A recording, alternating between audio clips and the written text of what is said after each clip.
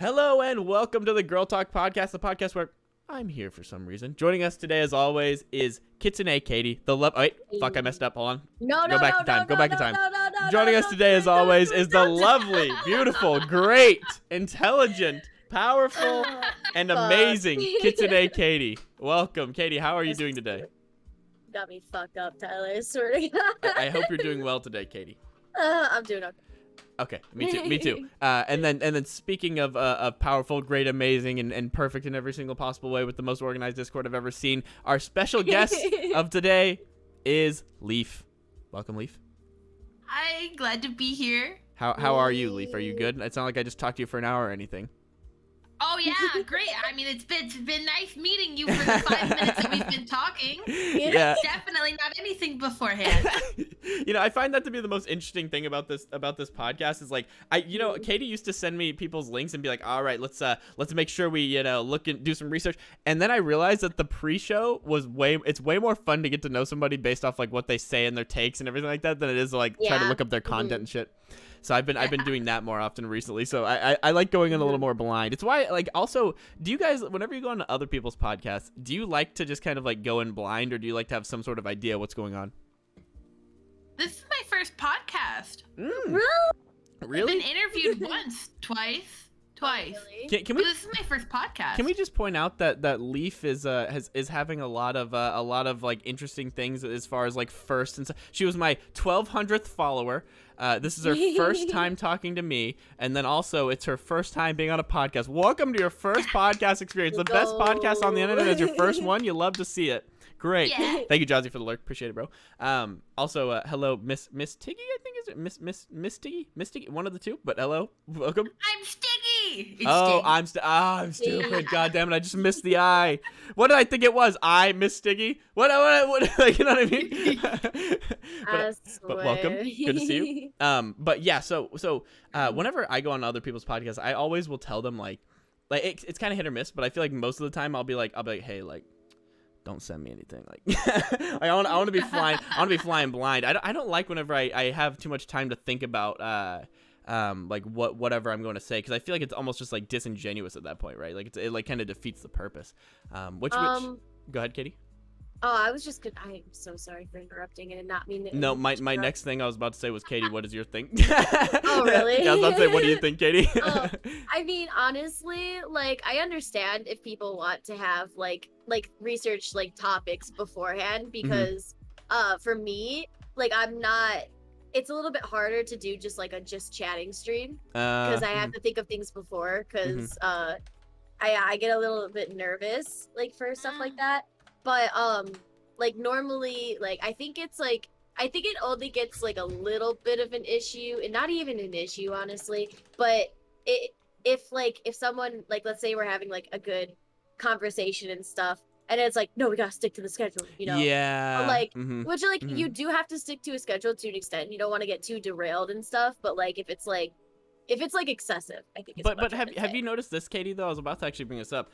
Have you noticed that like, since I've been on ADHD medication, we've been able to just kind of like have flowy conversations and not think about what we're going to talk about at all. Whereas before, like whenever I was off ADHD medication, it would be like exactly what I feel like I would do too much. Like we would be on a topic that I feel like we could have just easily branched off onto something else organically, but instead I'd be like, let's talk about this now. Like, and I do notice it a little bit, but if I'm being honest, like, you were always easy to talk to, but I don't know, that's just me. That. I think though, like, it was really more of an issue like going on in my own head though. I think that like I was just so anxious of like there being any kind of one like time where nobody's like actively talking, and then also I was anxious of the fact that I hate, like, I don't like it whenever podcasts stall out. And so I think since I was subconscious or like self-conscious about that, and I'm afraid of that happening, I was like, let me just keep making sure that we have topics all the time. But they're so disjointed that it doesn't really feel like a conversation anymore. You know what I mean? Like, it went from feeling like a conversation to feeling like I'm asking you guys questions and you're answering, and then I just ask another question, then you answer. You know what I mean? Then it just keeps going over and over again like that. No, I feel like that's not what I want. I understand that. That's what I'm trying to say, is like when you have topics like that. But at the same time, like, it is nice to be organized, which we do have to do occasionally, like, if depending on whoever. But I don't know, the flow of conversation, I think, is just important in my opinion. I agree. So, Speaking of flow of conversation, you know, it was funny that happened to me the other day. And again, I'm not trying to glorify drugs, kids. Like, drugs are not cool. Like, you know. Like, thank you, Capri. But message of today's podcast. Yeah, for real. Oh, thank you for the follow, by the way, Capri. Appreciate it. Message of today's podcast: drugs are not cool. But so I go downstairs to talk to my mom. Keep in mind, this might be possibly the highest that I have been this whole week. Oh, no. I hadn't been that high, and I like was downstairs, and I wanted to tell. This is literally the story. Keep in mind, this is not an interesting story, so don't expect there to be any interesting twist or anything. But this is the story. I live in Texas again. I got given some boots that I'm just never going to wear. And so I put them on Craigslist, forgot that I put them on Craigslist, and then somebody went to buy them from me, and then I accidentally put the wrong size on the website, and so they didn't buy them. That's the entire story. So not interesting. There's no reason to even tell somebody that. You know what I mean? Like there's literally like there's no like moment where the guy freaks out or something like that, or I like it's like some big. But for some reason, don't always need to be super like, you know. Yeah, but I feel like this is one of those ones that like is so nothing that there's actually no point in talking about it. You know what I mean? Like like you might say something like this, like you might be like, yeah, I went to sell my boots, but it turns out they were the wrong size. That sucks. And then they just go, oh yeah, that does suck. I feel like that's the maximum that needs to happen from the story. But instead, what I do is I go downstairs. And I'm like forgetting what's happening every 15 seconds at this point. You know what I mean? Like I have no fucking clue what's going on. And so I'm talking to my mom. I look her in the eyes and I go, yeah, you know what's crazy that happened to me today? And she goes, what? And I go, yeah, I went to sell the boots. So I get my car, I get my dog, I put her in the car, I drive to the Y, and then whenever just detailing and I'm putting way too much details. Like I'm literally adding details that like just are not necessary. And so I get to the point where I'm like keep in mind this takes fucking 2 minutes because I'm so high. And so by the time that I get to the point where like I'm talking to the guy, I have realized that I don't remember exactly what happened and I don't remember where I'm at in the story. And so I just 100% start fabricating a different story. Like I literally just start being like, I start going, yeah, and then he tried the boots on, they didn't fit, and he got mad and kicked them over and scuffed the boots. And she was like, what? And my mom is looking at me like this. Like she's not, you're gonna have to look at the stream to see this, but she's not looking at me like this. Like, oh my God, that's crazy. She's looking at me like, you know, whenever a dog does like the head tilt and like turns their head to the side, is like, what the fuck are you talking about? You know what I mean? That's what she did. She goes, huh? And she's like looking at me like, what? He kicked the boots? I'm like, yeah, I can't. And then I go, Mom, I'm not gonna hold you. I'm so fucking high, I don't know what's going on anymore. Like I'm like, Mom, I lost track of my story. And she just goes, ah! Like she starts laughing really hard because she's like, oh my fucking God, she goes, I love you. That's so funny. And she was like, I could not fucking figure out why you were telling this story like this, and I was so confused why you were even telling me this at all. And I'm like, I know, I just got fucking confused halfway through. And then she goes, this is the kicker. She goes, but why'd he kick the boots over? I go, no, I just made that up because I didn't. Oh my God. I'm like, I just could tell the story wasn't interesting, and so I tried to make it interesting by lying to your face. Bro. But yeah, it was such a funny moment whenever she she had this moment where she just started dying laughing at me, and I was just like, oh, this is hilarious because it's very true. Yeah, my mom is very much a Chad. She's a Chad mom. But yeah, that's been happening. But you know, the reason why I bring that up too is also because Katie, you know what I've noticed that I've done a lot recently? I think it started whenever I got on Adderall, is that like when get so high that your parents finally say I love you. Hey, yo. What up, Ja? How's it going, bro? Long time no see, Ja. I know how to get my parents to I know how to get my parents to validate me. No, but I noticed, Katie, that there's been a handful of times where I'll completely forget what I'm about to say. Not because I'm high or anything, but just because I have bad memory. I'll like forget what I was like wanting to say, and I will just start word salading something until it makes sense. And I've noticed that I've done that like 10 times on the podcast, and every time that it's happened, I've somehow just pulled it off and it not been like super weird or out of place. Really? Except I never noticed. I feel like there was one time where it might have like gone completely awry. Hey Vegas, what's going on, bro? Where it went completely awry and it didn't go the way that I wanted it to. But for the most part, like I have this weird ability to just like start speaking and eventually get to a point that we can talk about that I've been noticing more and more since we've been doing this podcast for longer. No, I completely understand. I once again, I haven't really noticed it, so. Well, that's good. That means I'm doing it right. That means you're doing all the right things. This reminds me of one time I had though, where like, I remember because I don't like getting drunk in front of my family too often. because my mom is like an alcoholic, and so is my like sister, who the same sister who also, the one that you're talking about like, earlier. yeah, and like I love them both dearly, obviously, but yeah. Anyways, so I don't usually do that, but I remember because this was like back during the summer when I was like at home, and so I, sometimes a girl likes to do a drunk stream too.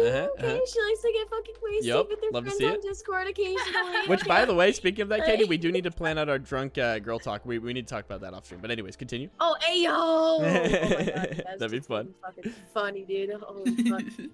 But so maybe I'll leave off for that. Ooh, You know me. Katie's like, You know, always trying to let's work just it start out. right now at 1:30 p.m. No. My Discord would kill me. They've been telling me for like 2 days now, like, Leaf, I swear to God, if we find out that you're drinking with your cough medicine, we're gonna kick your ass. And I was like, Yeah, you don't need to be drinking when you're sick. I'm gonna be honest. I would never do that. The thought didn't even cross my mind at all.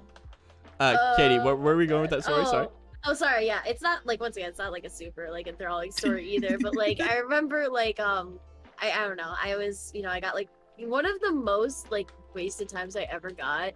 I think it was really weird because it catches you off guard sometimes, and Yep, I know. and I remember I came down to like refill shit or to make mac and cheese or whatever, and I was just like flinging shit all over the place. My mom was like, "What the fuck are you?" No, you know what? No, my mom was drunk too, and so she was like, her and I were just fucking trying to make mac and cheese or whatever, and we were like, and then my other sister came down, the one who like, is also an alcoholic. Bruh. She's drunk too. Bro, it is so funny whenever you have a realization where, like, whenever you're Yeah. dealing with other drunk people, whenever you're drunk, or high people, Yeah. whenever you're high, it, like, doesn't feel hard or difficult. You're just like, oh, yeah, we're all making a lot of sense right now. But the second that the second that you're sober and you're talking to somebody who's drunk, that's what my mom said the next day. She goes, I forgot what it's like to be on the receiving end of that. Like, to be like, Yeah. what, we're both not high, so I don't understand what you're talking about. But if I were high, I'd be like, she literally said this. She goes, if I were high, I would have been like, oh, yeah, I totally don't understand what you're saying, but I don't give a fuck. Like, that's like how she would have Yeah. acted. I used to have well, I mean, I'm still friends with them, but one of my IRL friends, like, I would go over and hang out at their house and stuff, and like their mom would just like come up to us as like we're watching a movie or something in the living room. She'd be like, I just got fucking edibles. Do you want to try them right now, bro? And I was like, How old Or were you no, it wasn't whenever even that was like that. happening? I was in high school. Oh, bruh. How do you feel? How do you It wasn't even drugs. It was like or it wasn't even like edibles. It was like more insane shit or something. Like it was I forgot what it was, but She's like, y'all want some wasn't LSD? yeah. No, honestly though, I don't think it was. Y'all It want some wasn't black as tar intense heroin? as like. Yeah, I was gonna say it wasn't intense as like heroin or crack or meth. Thank or God. anything like that, but it was still like it was. It was like a step above it was- weed. Yeah, it was a step above weed. I forgot what it was, but like I was like, Let me ask you this, Katie. What do, and Yeah. also obviously Leaf. But what do you guys think about like the idea of like parents giving their kids, because it kind of goes to what I saved that question about. So this question that was written in this is from Lily. It said, by the way, this is gonna be kind of hard for me to read because it's so tiny on my other screen because my other screen's so far away from me, but I'm gonna do my best here. I think it's different when your can life's read in it if date. you Yes, want. please, for the love of God, with Okay. everything that is holy, please read this. okay, give me a second here.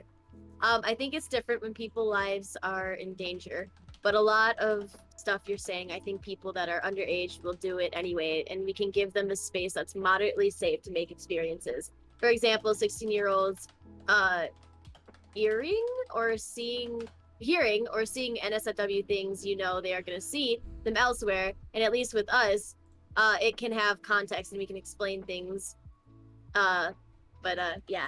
So firstly, Honeydew, thanks for the follow. Sorry, I almost missed that. But Honeydew! oh, you know Honeydew? Oh, hi! Honeydew! I love Honeydew. Honeydew, dude. Honeydew, I'm doing well, Honeydew, and I think everybody else is doing pretty well, Yeah. except for Leaf It's so sick. nice to see you. One thing that's good, Hi, Leaf, is Ollie. by the way, you won't be sick by the time we're done with this podcast. Isn't that good? That's one of the What? benefits of doing podcasts, is they make you Why? not sick anymore. Yeah, What? yeah, You'll be so sick of being on this yeah. podcast that. Oh, But good to meet you, Honeydew. Oh. But yeah, so the reason why I wanted to like point that out is because I think it kind of goes with what I was about to say about the Katie's friend's mom giving them drugs. Is what do you think about that? Because there's a part of me that's under the same assumption as what Lily said. Because like this is something that happened in the South a lot. Is that they would not practice, like they wouldn't teach you about safe sex. They would tell you to be abstinent, and it's like, bro, at the end of the day, I'm 17. I'm really gonna be out there fucking, like, you know, like I'm really about to be Yeah. I'm really about to be going to I'm literally on my way to go have some sex right now as you're telling me this. You know what I mean? Like I'm literally about to go do that right now. And so like I feel like there's no utility, or at least not as much utility in telling people to just be abstinent as it is to say like, hey, do this safely if you're going to do it. And I feel like there's some sort of a similarity there to doing like controlled or like just substances in general, like whether it be alcohol or weed or whatever. I feel like at the end of the day, like younger people are going to be trying this kind of stuff. And so I think that there should be some sort of like a situation where you're able to like, you know, open up to your parents and be like, hey, I need like a safe place to do this. I don't want to be so afraid of doing this that I'm going to go like drive somewhere, get really drunk, and then drunk drive back or something like that, which is a big fear people have. Yeah. And so like I think there is some utility, but the question is, where do you draw that line? Because I feel like looking at it as an adult, I feel like what Katie's friend's mom was doing is she just wanted to like be cool. Like I don't think that she was doing it because Yeah. No, I think she was doing it because, like, yeah. because I think she was Oh just wait, doing I'm it not a from- mod. oh, I you're good. forgot. Here, I'll copy it and do it really quickly. Yeet. Oh, thank you. But yeah, I totally forgot. I feel like that I'm not a mod. damn, Ruby beat me to it. That's why he needed to be a mod for real. But yeah, I feel like that's where it draws the line and becomes like inappropriate whenever it's like that. You know what I mean? Like whenever they're like, oh hey, let me go ahead and share some edibles with my daughter and her random friend that I don't know that well, or like or I'm not her parent at least. You know? Like I don't think they were doing it like they wanted us to do it with her. I think it was just like a thing of like, I'm doing it. You can do it too. or yeah, or like, or I'm look at me, I'm an explorative adult and I can do whatever. I don't know, dude. I'm gonna be honest with you. She was pretty Katie, cool though. Katie. She did not give a fuck. Honeydew's thing is exactly what I was thinking. What they just said. Yeah. It's I'm the cool mom. That's exactly how I imagine. Hey, Treasy, back. Let's go. Hating it. But My child doesn't hate me. my child doesn't. They Yeah. think I'm cool because I give them instant gratification by giving her drugs. But you know what's funny? What Katie just said right there, it kind of like bolsters her opinion because like Katie just said, I'm not gonna lie, she was cool. Yeah. Do you think that she was cool for giving you guys like that kind of stuff, or why do you Well, think? no, that she was didn't give us it though. It was only for her. Oh, I thought she was offering. Yeah, no, you guys. she wasn't. No, she didn't offer us. Oh. She was just like, Oh. I was No, under the no, same yeah. assumption. yeah. She was just like, no, I have some like fucking, what is it, crocodile or something. I What the don't fuck, know. crocodile? What the hell? I don't know. I don't know. I She was into forgot. some crazy Like, shit. Yeah, no, it was something like that though, or I think it was like a Zans or something. Hey, literally, Honeydew just said the same thing as me. It was a Zan. Damn, she's on the Zan. She barred out. Dude, legit though. I think it was actually probably Zans. And Damn, she was that's just like, crazy. I have some Zans. I'm gonna try it tonight. And we were like, okay, cool. You're literally like, go tell some of your middle-aged friends, not us. Like, Yeah. Bro, firstly, you're lucky that wasn't any of my friends. I would have been like, all right, well, I'm gonna rob your mom tonight. Like, sorry, I don't want to, but I have to. No, I think you know, I had a similar experience, Katie, except that this person did offer me drugs, and in this case, I don't know how much. I'm gonna think about this while I say it, and I also want to get y'all's opinion and see what you guys think about this, and then we can come to a conclusion because I actually don't know exactly what my conclusion is on this yet. So basically, what had happened, I was on a vacation with a family friend, and like and keep in mind, like in this family, I'm kind of like the like they very much treat me as an adult, and like they don't have like men in their life, so I'm kind of like the person that does all the man, quote unquote, man shit in their lives. Like if somebody's tire pops, I'm like over there fixing, you know, like that kind of shit. And so I actually still have a scar from this. We were in South Carolina randomly, and we were like at this like they had this like blow up floating inflatable obstacle course thing in the middle of this lake. And so we're like running around having fun on that, whatever. Yeah, super fucking fun. Yeah. And then at one point I see this fucking kid, like the little pad that I was about to jump on was flipped upside down, exposing like the metal hardware. And I see this kid, and I see this kid run across, and it's fine. And the person that I'm with goes, no, don't run across that until they flip it over. I'm like, I just saw that 10-year-old who weighs 85 pounds do it. I'm like, just because I weigh 110 pounds more than that kid doesn't mean that I'm gonna knock it over. And sure enough, as soon as I fucking go to run across this, it flips again. My foot gets caught in the carabiner. If you guys know what a carabiner is, it's this thing, you know, the thing that does like this number, that like folds it. And so basically the hook part of the carabiner goes directly into my foot, like in the medius part of your foot,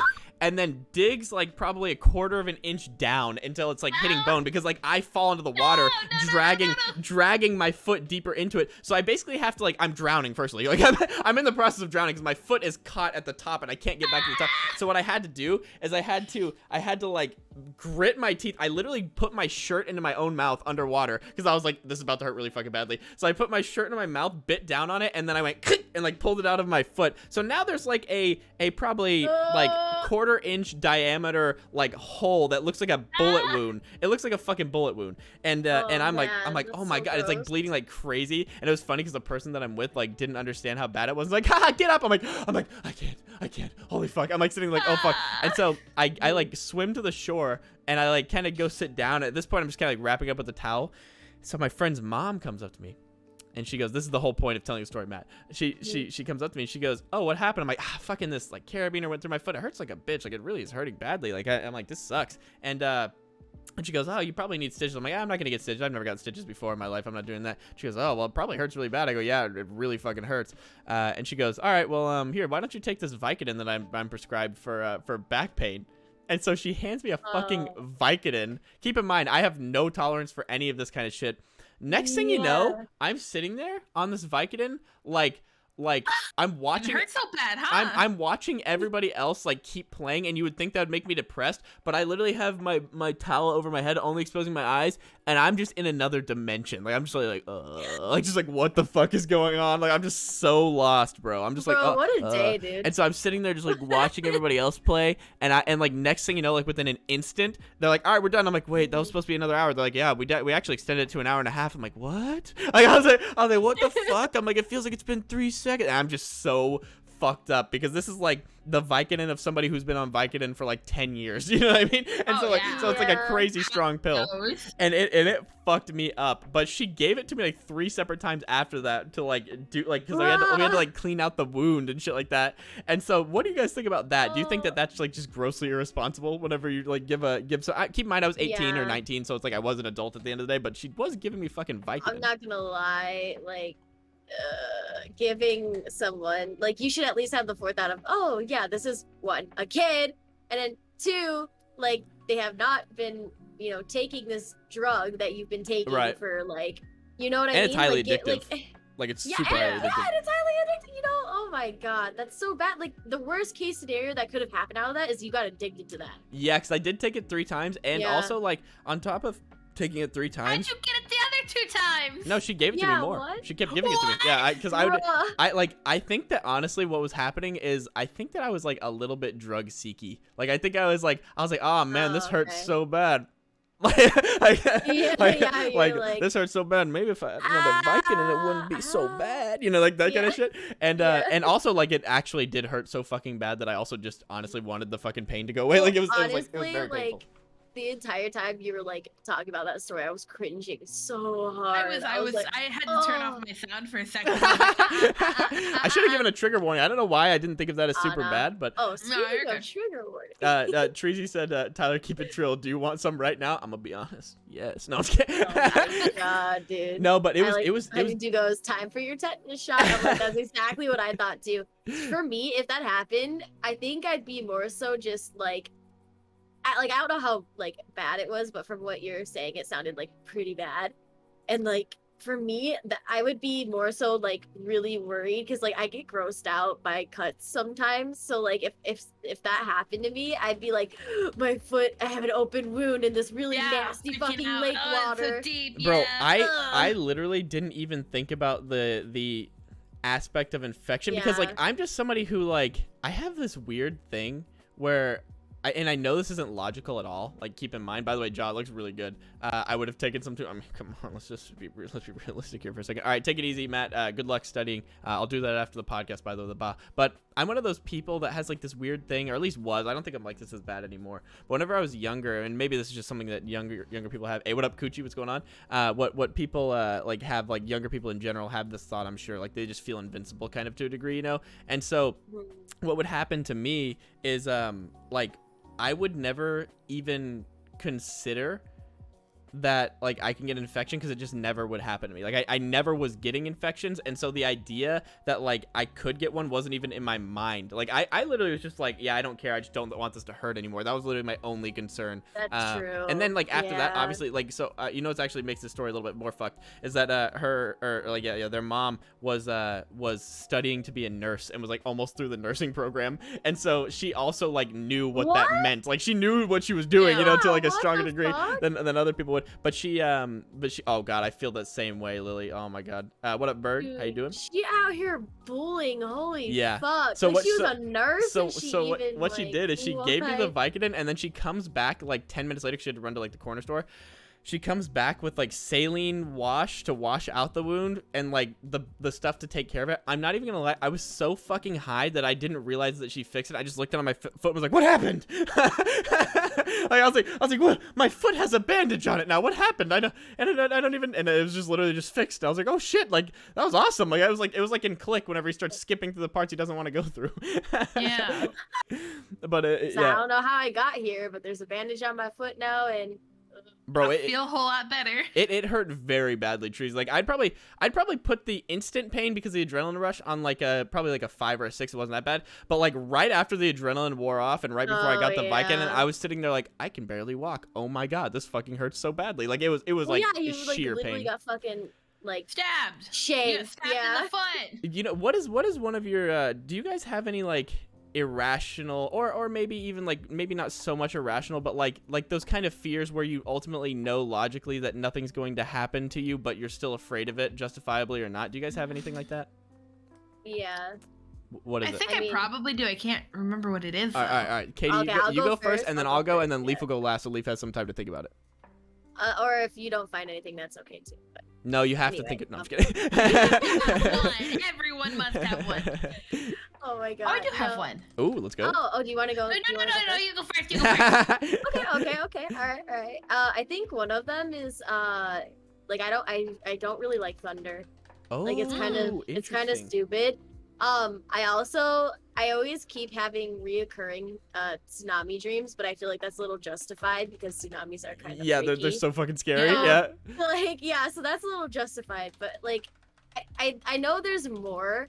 I think another one is like maybe being you know what's unjustified? That I was talking with my friends the other day because I was playing Genshin. Shocker. But You playing Genshin? shit, me spending money on waifus? Fuck. I no. could never imagine you doing that to begin with. Oh well. That's a really funny joke, Katie. Anyways, so there was like this one place I visited in the game that was like a sunken ship, Mhm. like underneath, and I hate Oh. sunken ships, Oh, dude. yeah. They're so Oh creepy, shit. and it's just like even like it wasn't underwater or anything, but just it's so eerie to know that like yes, this was like, you know, like even just because like okay, if you imagine just a ship sinking itself, that's fucking terrifying. Like oh Yeah. my god, like look, I when I was younger, I don't know why I was obsessed with learning about the Titanic, but like that shit freaks me out. No, like- I totally feel that, Katie, and actually, like, you saying that made me remember, like, how terrified I get whenever I play games like Subnautica or something, and, like, Yeah. I'm like going through a ship, I'm like, yeah, like, hurry, like, get what you need to do, like, dude, that's why Subnautica was so Yeah. scary for me to stream. I used to have the, like, most terrifying Subnautica streams where I'd just be on edge the entire time. Yeah, and I mean, like, I do sort of have a fear of, because I remember one time, because my siblings are dumb. Well, my one sibling was so young that she just didn't even notice, but my other sibling was just fucking stupid. But I love my siblings. You know, I swear. just yeah. But we were I was out with family in a different state, and we went to this really big lake. It wasn't like one of the Great Lakes or anything like that, but it was a lake that was, you could see the other side of it, but it was still really fucking deep and really wide. And at the time, like I used to be on a swim team, so like I could swim pretty well, and so could my other sisters. But we had a raft, and my sisters, mind you, like to do like flips and shit off of it. So like they took it and they just kept doing that shit and didn't even notice that they eventually were literally in the middle of this goddamn lake. Oh my fucking god. Themselves. And oh like, hell no! Yeah, Bruh. they were in the middle, like, and they were so young that they just didn't even know. Except for one of them was just fucking stupid and just kept doing shit. Honestly, I don't even think she noticed either. She was probably too young too. But so they were in the middle of this goddamn lake, and we didn't have a boat or anything. So my mom just goes, "Katie, swim out and get them." Oh like, hell no! I'd be like, yeah, mom, you go swim out and get them. How about that? Yeah. She knew I could do it, but it's like a. Okay, I'm telling you, like, because halfway there. Oh, you it's did like a it? thing of like, yeah, I did. Katie, like, I would have unironically been like, Mom, I would rather you kick me out of the house right now than me do that. Like, well, at the time I was a fucking crazy person, so I was like, but so, we, this was not in Illinois, by the way. This was somewhere else. No, but, no, you're saying that to Treasy. Oh, okay, got you. But so. Oh, what happened was it was like pretty damn far, mind you. So you know the one thing of like, okay, if you swim out and you're halfway there, it's like, okay, well I'm already halfway there. I might as well keep going. Right. Going, because if it's like if I swim back, it's already like the same amount of distance as I were just gonna, to go forward and get them. So I was like already kind of struggling and freaking out like halfway there, and then once I got there, it became so apparent that I was just in the middle of this goddamn lake, and it was so deep under me, there was no bottom. And I was like, I was freaking out, dude. I didn't even do anything other than just like focus on literally, and I kid you not, literally fucking pulling the raft with all of them on it to the shore. Like, bro, it wasn't even just my siblings, it was my other cousins too, mind you. And one of the things to keep in mind during this too is that this is lake water we're talking about. Don't imagine Hawaii where you can see straight to the bottom. You know exactly. No, this is lake water. What's under there? Who fucking knows? Maybe 7 alligators. You don't know. You know what I mean? Like bodies. Maybe a few bodies. I don't. I'm not so much afraid of the bodies. I'd rather be bodies than it be fucking like some sort of alligators. No doubt there probably were shit. Well, I don't. Okay, it wasn't in a place where there would be alligators. I'm gonna be honest with you. It was north. Well, it's still fear of the unknown. So have you seen? No, that's what I'm saying. Is like, What's it called? Yeah.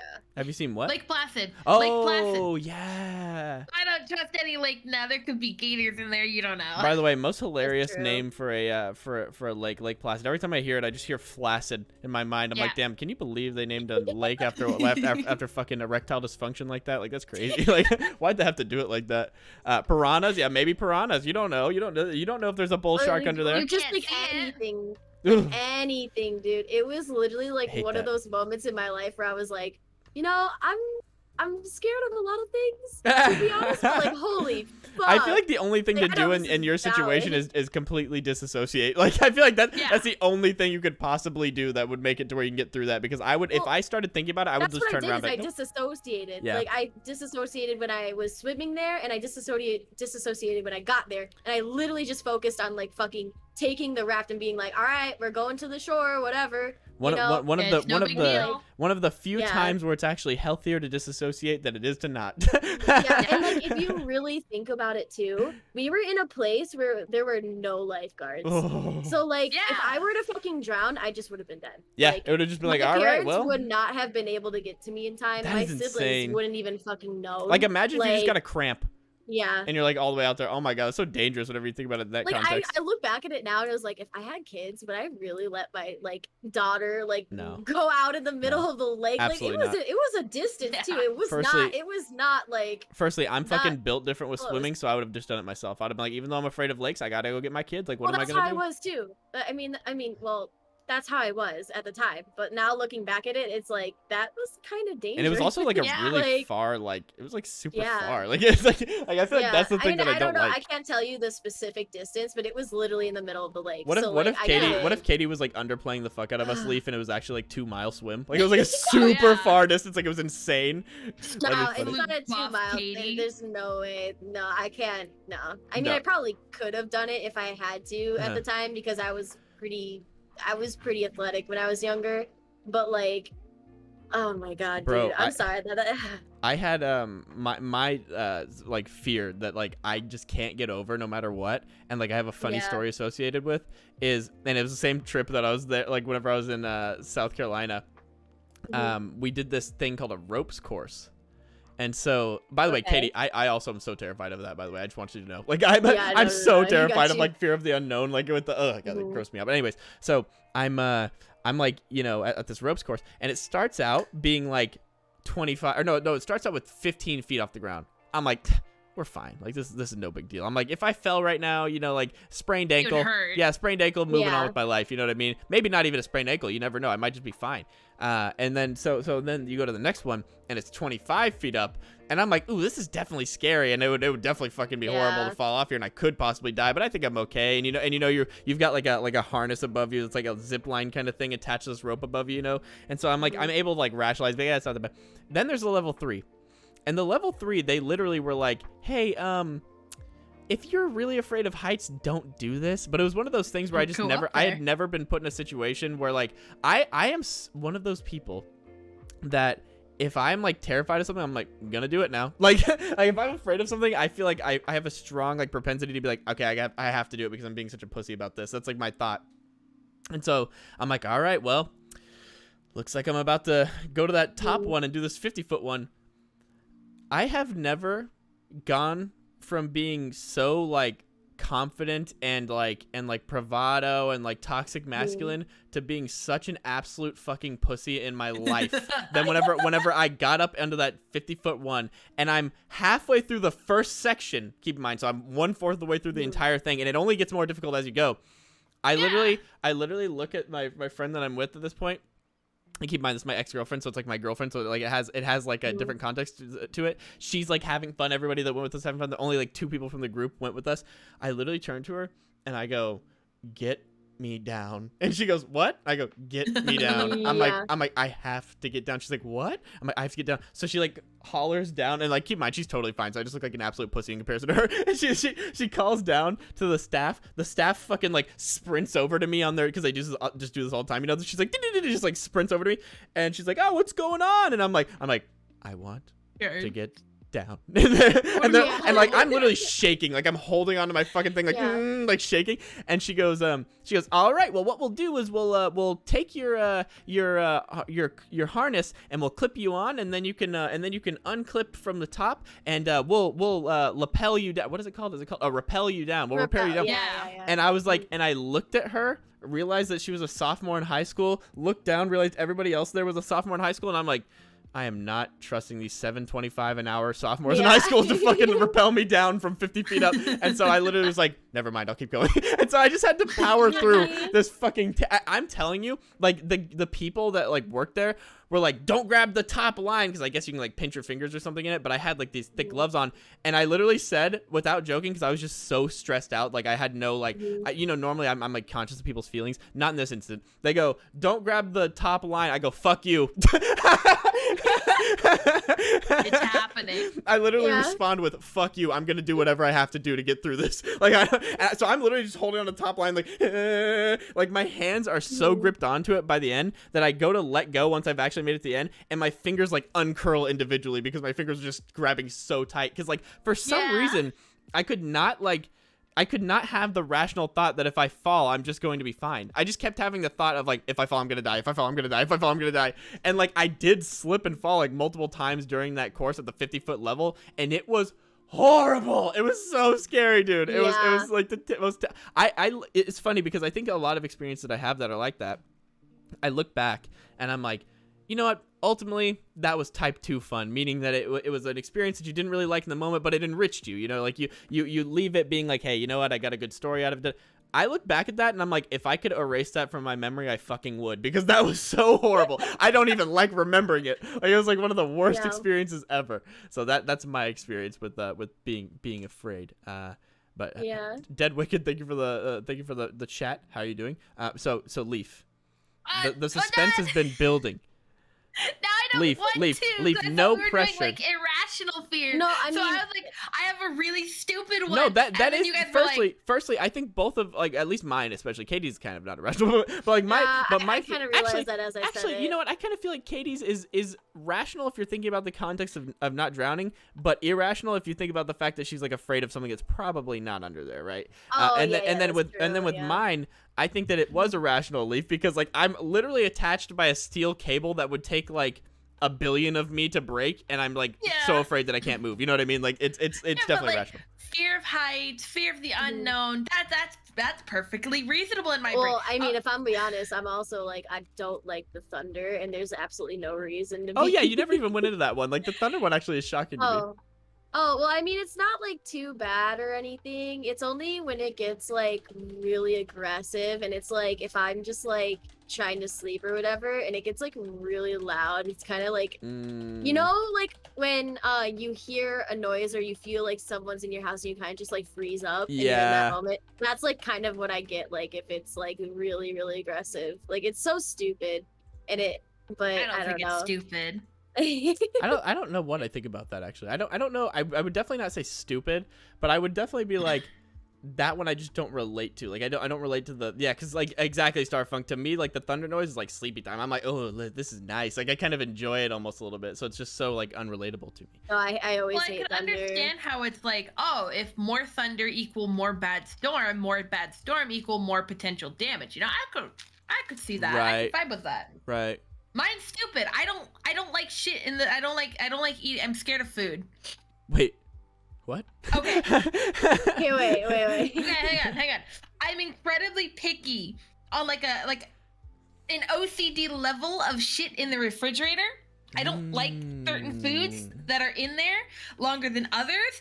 I don't like spoons in the refrigerator because I've heard that because old silverware used to have like lead in it. So I don't like spoons being left in leftovers in the fridge. I'm just really paranoid about like food that isn't fresh. You know, I first, feel that, though. you know, it's actually really funny, Leaf. Whenever you started that sentence, I was like, what an outrage! And then as you started explaining, I'm like, oh my god, I'm the same way. Oh my god, it drives my roommate insane because he'll put something in a bowl, like just like a serving bowl in the fridge, and he's like, just eat it, and I'm like, no, it didn't have a lid. And he's like, what's the difference? Okay, Leaf. I was about to say, let me ask you if this is what it is. I think you just answered my question, because this is my problem. Do you feel like it's because like the air that all the other food that might not be good or whatever, like whatever the case may be, might be touching the stuff you're about to eat? I don't know. That's what it is for me. It fucking grosses me out. Dude, you gotta cover it up. You can't. It's so gross. It's just I think it's just like the fact that it's like so exposed to like anything that's in the fridge. Fridge like, air yucky, yes. Honeydew gets it. Yeah. Fridge air yucky. It would have passed out somewhere. Food get cold and like it looks different. And it looks like it's less so stupid. It looks like it's not as edible for some reason. It's not as edible, and I just, oh my god, I just can't handle it. I can't handle looking at something in the fridge and I'm like, how? Oh, hey, roommate, how long has this been in the fridge? He's like, I don't know, a couple days or so. I'm like, no, how long has it been in the fridge? How many hours? How many hours has this been in the fridge?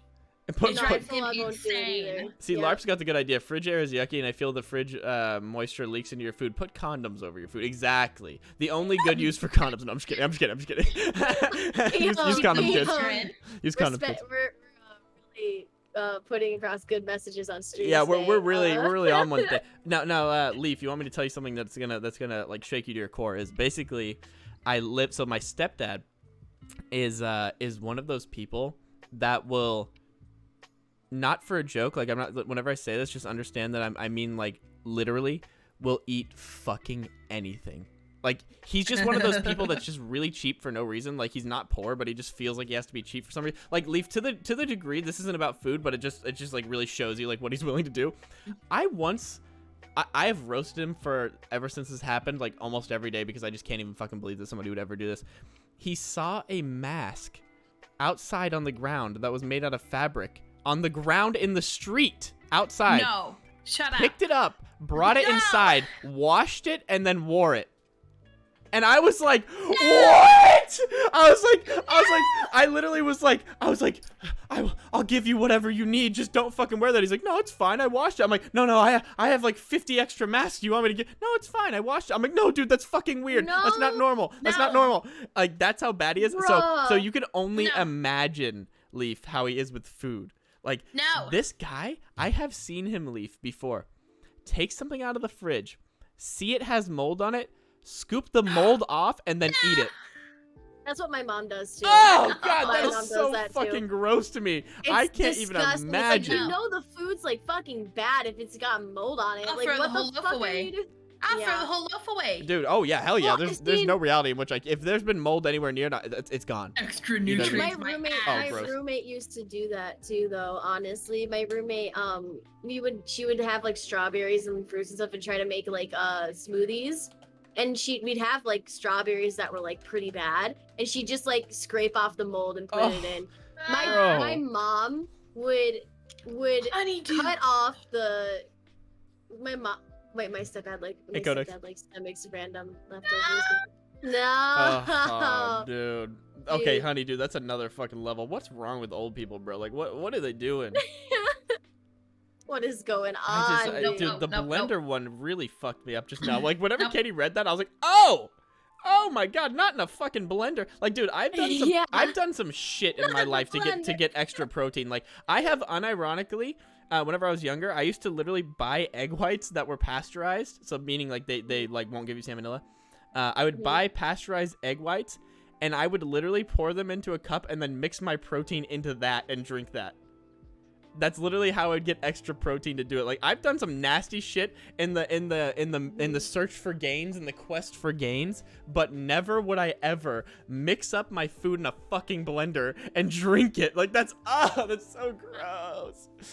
I mean, it's just like a Leftover smoothie. juice. I mean, it's just like if you think about it, like I get it, like smoothies, because you cut up a banana, you put strawberries, milk, and then like that's a smoothie. But More efficient than eating. Bruh. but also it's kind of disgusting when you have to cut off, like when my roommate like used to literally like cut off like brown spots in banana, and then like, or like would literally just like cut off mold from strawberries and then be like, oh, they're fine. I'm like, oh no. my god, dude. You know what's even Good. gross too, though? Mhm. So one thing that like really like bothers me whenever he does this, and I have to constantly watch him whenever he's like making food or stuff like this. But my dad, if he strains shit, let's say we have like dishes, like dirty dishes, right, in the sink, Mhm. he'll just like put the strainer on top of the dirty dishes and then like strain the noodles that way. And I'm like, dude, Oh no. the noodles are literally like on top of Touching. these, touching these dirty Bro, dishes. what the And it fuck? grosses me the fuck out every time he's like, Katie, you're literally like, you're being a germaphobe. And I'm like, no, I'm not. Like, that is literally Dude, actually disgusting. Have Like, you ever put the strainer and it covers the hole, and then like when you pour the pasta, the water like Oh, comes back up. yes, Yeah, it comes back up and yes. it touches the pasta. I can't. Bro, I'm so like I realized this about myself this year because I think I was thinking actually the context in which this came up is it was some girl had asked me essentially like she was like, I forgot what it even was, but she was like, would you be comfortable doing this sexual act? And I was like, ooh, no, like I don't want to do that. And she was like, why? And I couldn't put my finger on it, and it made me like have introspection. And I realized that I have a really low tolerance for disgust. Like, it made me realize that that's what it is. Oh, Is that I have a yeah. low tolerance for disgust. And so like that was what made me be like, no, I don't want to do that. Like, it was just kind of gross to me to even imagine doing whatever it was that she said. I wish I could remember. It was something that, because like I'm also the guy that has been on record for saying if my partner was ever like, hey, will you piss on me? I'd be like, yeah, sure. But for some reason, whatever she said was too much for me. I was like, What dude, was that's too it? much. I don't whoa, remember. Whoa, I'm trying hold to think. up. You would let your partner piss on you? No. That's not. Okay. Is that what I said? Because that's not what I meant to say. What I meant to say, Oh, Katie, okay, if that yeah, is you what I said said, that. I was like, was You if, did say if, okay, you okay. did say you'd let someone pee on So you. what I meant Yes. was because I don't agree with that. I wouldn't. Maybe I would. Hold on, let me think. Like, wait, what? Because like, how much do I love this person? Firstly, put on a scale of 10 on 1 to 10 how much I love this person. Do I love this person as a 10? Because if I love that person as a 10, I might look the other way and let them piss on me for if they're perfect 10 for me. Now you are saying Yeah, because I'm would. saying if they're a perfect 10 for me, like they're literally my perfect partner, and the one thing that I'm not like giving them in their relationship that they want sexually is that I'm not letting them piss on me. I'm like, fuck it, like yeah, sure, like I guess homies like, piss on yeah, homies, I'm gonna be like, all right, let's get in the shower, like let's take care of business, like. But as far as what do you mean piss on your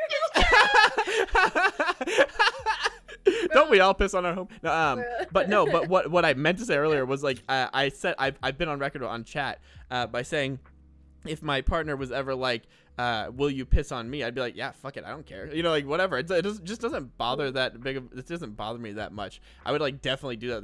There's no doubt in my mind. But as far as like the getting pissed on, it literally has to be my fucking soulmate for me to let that happen. Like it's one of those things where like it would have to be like I will never find this person ever again, and I need this person to stay in my life, and I want them to be happy. That'd be the only time that I'd do it the other way.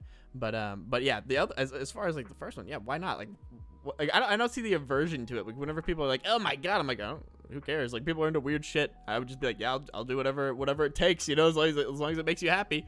I'm here for you. No, I have a cat, dude. Like to me, that's just so gross that I'm like, yep, no. It doesn't just gross me out that much. Also, like I'm super like probably never even eaten a grapes out of their booty either. Y'all need some life experience. Oh, hell no. Not grapes. Not No, grapes, Mark. bro. Bro, that reminds me like Big Om's big Opposite of the refrigerator. Big Om said Stuck up your ass. Oh, you just poop it out. yeah, it'll only be stuck in there for a few days at most. Yeah, poop out the grape.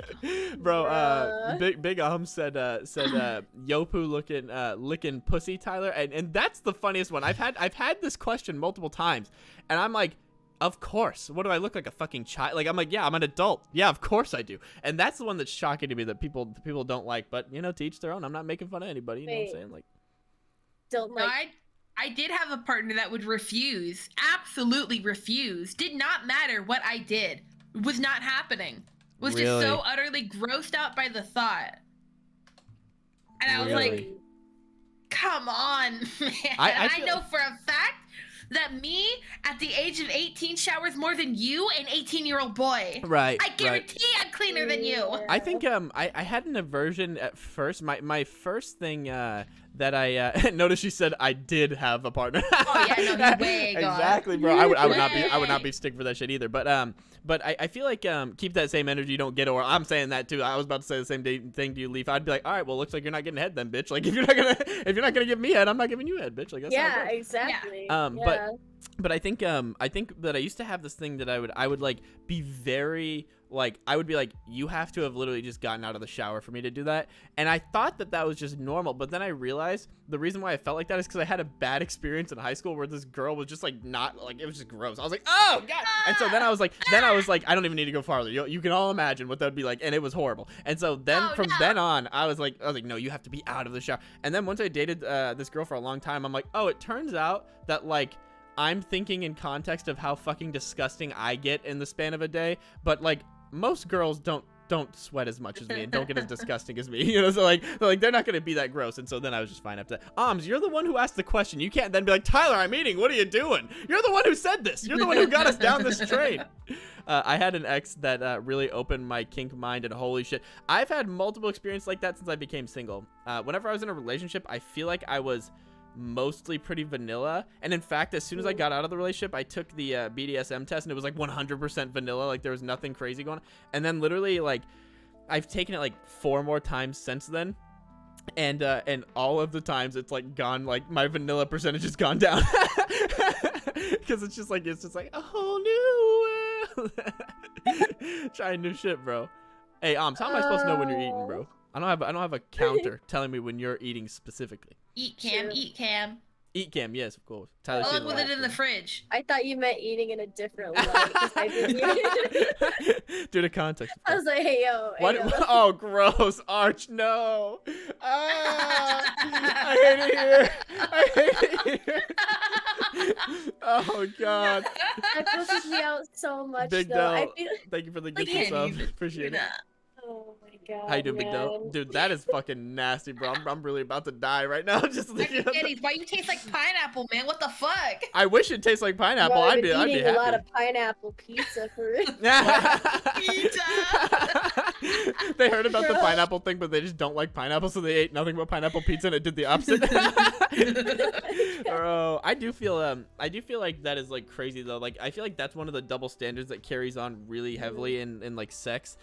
Is that I think that like the men have this weird thing where they feel like you should have to do things for me, but I shouldn't have to do things to you. And I think that it comes from, if I had to like put my finger on like what I think it comes from, is I think that it comes from like porn. I think porn like has really tainted people's minds and like sexual expectations and whatnot, because they think like when you watch porn, like 9 times out of 10 it's literally like the girl will suck the guy's dick and then be like, all right, time to fuck, you know what I mean? Like that's literally how it goes. And so I feel like that probably like sways a lot of like young guys into thinking like, oh yeah, this is just normal, to the detriment of all these women. Like these women really got it rough out here. It's rough for them. But well, and it gives the unrealistic mindset of like quote unquote perfect sex. Right. Yeah. Sex in real life isn't like that. It isn't the perfect moan, the perfect position. You're gonna get a little sweaty. You're gonna get a little gross. There's gonna be some fluids everywhere, and not in the hot way. You know? Oh my God! Wait, Leaf, you saying that just made me have the realization that I think that's why I had such a high disgust for like sexual things. It's because you're right. Yeah. Like you're right. And like porn, obviously they're like, all right, scene now. Let's go in there. Perfect. Let's go in there and clean up this and do this. All right, now action. Let's go again. You know what I mean? Like I feel like I had this weird thing where I'm like, yeah, it's always going to be 100% perfectly clean 24/7. You know what I mean? Yeah. Ruby said, It's awkward. It's yeah. Ruby, all right, BRB, all right, bet. Porn is a big reason for it, but I also think it's because we live in a super misogynistic society where unfortunately men have been put above women for so long. I think that's definitely but I think honestly that's like what it but is, LARP too. though, I think that it says, Katie, tell me what you think, but I think that like the porn is a side effect of us living in a misogynistic society. You know what I mean? Like the porn is like that was what caused it, but that's not the reason it's still going. You yeah, know? like I think that the reason why our porn is like that is because we do live in this society, right? Like I think that's what it is. And I think that would be the reason. Literally zero body hair on porn stars, 20-inch wings. Oh, that's another thing is, God, I feel bad for like body hair. dude, yeah. the body hair. the body dysmorphia, bro, that people get Oh my from God, porn yeah. specifically. Like it's porn, Yeah. and I agree with Tavern Monkey. Mhm. Tavern Monkey said porn had crazy negative impacts mentally like that on everybody, bro. Like and people that think that they're not being affected probably are, and they just don't notice. And like one of the ones that like I'm sure like everybody's like dealt with this, but like just body image in general, like I would see these like perfect 10 out of 10s on both sides. So I would look at the guy and be like, damn, I could never look like that, or damn, my dick will never look like that, or whatever. And then I would look at the girl and be like, oh, this is the type of person that I need to have, you know, like, which is just impossible, you know what I mean? Yeah. Like, which you'll just never find. Yeah. And then I'm sure like on the from the female perspective, it's kind of just the same thing but an opposite. Mhm. Porn is so fucking negative. Like it's so many bad, like there's just like there's almost just But just no imagine people who are addicted to that, you know? Oh my God. Oh my It's God. not very hard, Katie, because I was a 17-year-old boy at one point. So yeah, I was. Yeah, I mean, no, I mean, but like grown actually, men like, who super, are yeah. like, Mhm. yeah, like actually like Yeah. I can't spend time with my wife because I'm addicted to, like, yeah. Yeah, Katie, I had a friend that he like it was a very vulnerable moment for him. Like it was like one of those situations where he was like coming to me and being like, oh my God, like this has been like a real fucking problem in my life kind of thing. And so he comes to me and he goes, hey, like don't laugh, which also like tells you like how it is to be a guy in our society, is like we're not compassionate to each other, you know what I mean? So he comes to me and he goes, hey, don't laugh, but like I have not been able to like stay hard while I'm having sex with my girlfriend And I was like, what? And he's like, yeah, because like at this point I think we're like 19 or 20. You know what I mean? Like it's like way too young to be having those kind of issues. Yeah. And so I was like, oh my god, like that's rough. And he's like, yeah, like it's been fucking horrible. It's been literally ruining our relationship. I'm like, damn, like I don't know what it is. And so looking back at it, I'm pretty sure because this guy was also one of those guys like would openly talk about porn like all the time, which is like kind of a sign that you might have a problem. Like because it's like everybody else watches porn then just doesn't say anything about it, you know, like or they just don't watch porn at all. Like there's really only like those He's are like the kind of homie that comments on every porn episode, Yeah, like, whether he likes it or hates it. No, Leaf. Like I'm telling you, this man would come up to me and be like, bro, like, did you see so and so porn star? I'm like, I don't know their names. Like, I'm like, holy shit! Like, you have a problem, bro. You memorize all of the porn stars' names on all of fucking Pornhub. Like, I don't know all of this. But yeah, I think that what was happening, and keep in mind, his girlfriend was really pretty. Like, she was a really pretty girl. I think that he just literally had all of these like unrealistic expectations and was so addicted to porn that it fucked him up entirely. If women aren't looking like supermodels, they think they're a failure. Yeah, which is just not the case. Like, and then he said if guys don't have like a 10-inch dick, they think they're a failure. Yeah, facts. It's shitty. Also, porn doesn't show people who like small and that big hurts. I mean, there's just so many different like types of people that they could just never capture it, and I think they only want to capture the things that like. Actually Langard, I feel you. Langard, I was gonna say. But I think that they only want to show the things that like will sell, like the sex sells kind of thing. But yeah, we can get away from porn and sex if you guys want. Fair enough. Shmantai is superior. Some of them have a good plot. Isn't Lisa Ann the art kid thing? Lisa Ann is a porn star. I know that. Oh, I thought that. Oh my god. Oh my bad. I thought it was like the cute notebooks you got when you were in elementary school that were like really glittery and really rainbowy. Oh! What are those? Lisa Frank. Yeah. Yeah, literally. Bro, that's crazy. You what if you just walked up to somebody and like, can I get one of those Lisa Ann notebooks? And they're like, what? Oh, yeah. You got her merch too, I see. Can I get the Lisa Ann merch? Like, I guess. I mean, here you go. No, I think what are some things that you guys see people doing that like are addictive but are just totally like normalized or like are bad for people but it's just totally normalized? I think vaping is another one that comes to mind. Like speaking overworking is my big thing. Ooh. I'm addicted personally to overworking. Interesting. Oh my god, that's such a you're so right though, and especially getting no sleep. That's so like yep. Like I don't know, every single person I know basically is just like it's almost like it's weird because it's a competition. It shouldn't be a competition. It's like, yes, I got 4 hours for a week. Yeah, I was like, okay, cool. So your mental health is really like. Yeah. Thank you, Lettuce. Oh, yeah, dude, I drank 5 cups of coffee today just to stay awake. That's not good. I mean, I'm gonna be honest with you. Like I've done it before, and I've done it before, and then I'm like, wait, why am I doing? Yeah. And when you say why are you doing that, do you mean like why am I talking about it, or do you mean like why am I doing this to myself? Why are you bragging about it? Why am I bragging about doing it? Mm-hmm. Mm-hmm. Yeah, because I've had 2 people. LARP. I'm addicted to 6'2" Rangas who love jujitsu and streaming. By the way, Ranga sounds like a really derogatory term. That's because it is. It's derogatory towards gingers though, not towards anything else. It means orangutan. It's the Australian slang for ginger. It's very funny. But no, I think Katie, I just recently have had that realization where like because for me, I've always been like the opposite where like I like almost will brag about how good my sleep schedule is. Like I'm like, damn, I really be getting 8 hours. You know what I mean? That's a good thing. But I don't know that it's necessarily good to like brag about it. But it's good to have a sleep schedule, right? But I just had this realization a while ago where like I was having, and it wasn't even like this person's intention to like brag. They were literally just telling me. They were like, yeah, I got 2 hours of sleep, and I had a reaction like this, Katie. I did not react like how I actually feel, which would be like, hey, maybe like maybe get a little bit more sleep. I reacted like, oh my god, that's crazy, that's impressive, like, oh my god. And then I'm like, wait, like I had a realization about that. That's how I've done that too. Where I was like, oh wait, that's not good. Like you gotta fucking like not do that. By the way, Langard said, and this is another thing that's popular too. And again, I'm not like trying to say that anybody's doing this specifically, but Langard just said, I drank 6 G Fuels to get me through my workday. Vegas said 600 milligrams of caffeine a day just to stay awake somehow. And like I feel like that is like also another thing that like Which I'm way more likely to like kind of like be on board for that one because I was so addicted to caffeine that like I'm just like, oh yeah, I feel you, bro. Like that's like how I react that, but that's also not good. You know, like I would still be equally as addicted to caffeine though if I didn't get Well, on Adderall for real. that's why I like am super refraining from just getting into caffeine because I know that like if I ever get into it, it's like it's over. I'm gonna get addicted, and I'm gonna be on it. I'm already addicted to sugar, like Right. Oh yeah, sugar's a big one. badly. Yeah, I'm also Yeah. addicted to sugar. So And it's really bad. appreciate Like that. I knew it became a problem when it was like I tried to cut it out, and then I was like, oh shit. It's hard. Like my body was having like a like I don't know if it's possible to have like that since spending MiHoYo bucks.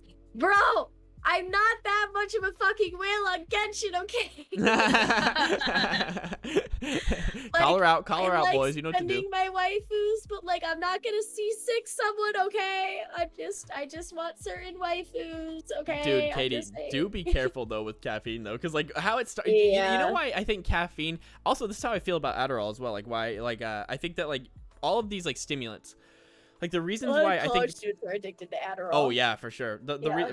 Firstly, as soon as any of my friends found out that I was on Adderall, they're like, so what's the deal? I'm like, no. I'm not selling it to you, you fucking degenerates. Like, Yeah. but no. So one thing I'll say is like when people get addicted to things that like make their brains work better or like make them have more energy and stuff, those are the ones where like I can fully like comprehend how that could happen to somebody because like it's like if you're doing something like alcohol or something, like ultimately that makes you work worse in pretty much every definable way, past maybe some certain people that like need like they feel like oh I can't do anything because I have such bad like social anxiety or something like that. But outside of those like few instances that are far and few between, really what happens from you drinking alcohol is that you get drunk and you don't know, you're not making better decisions, you're like everything is worse, you're lower energy, like everything is worse about you.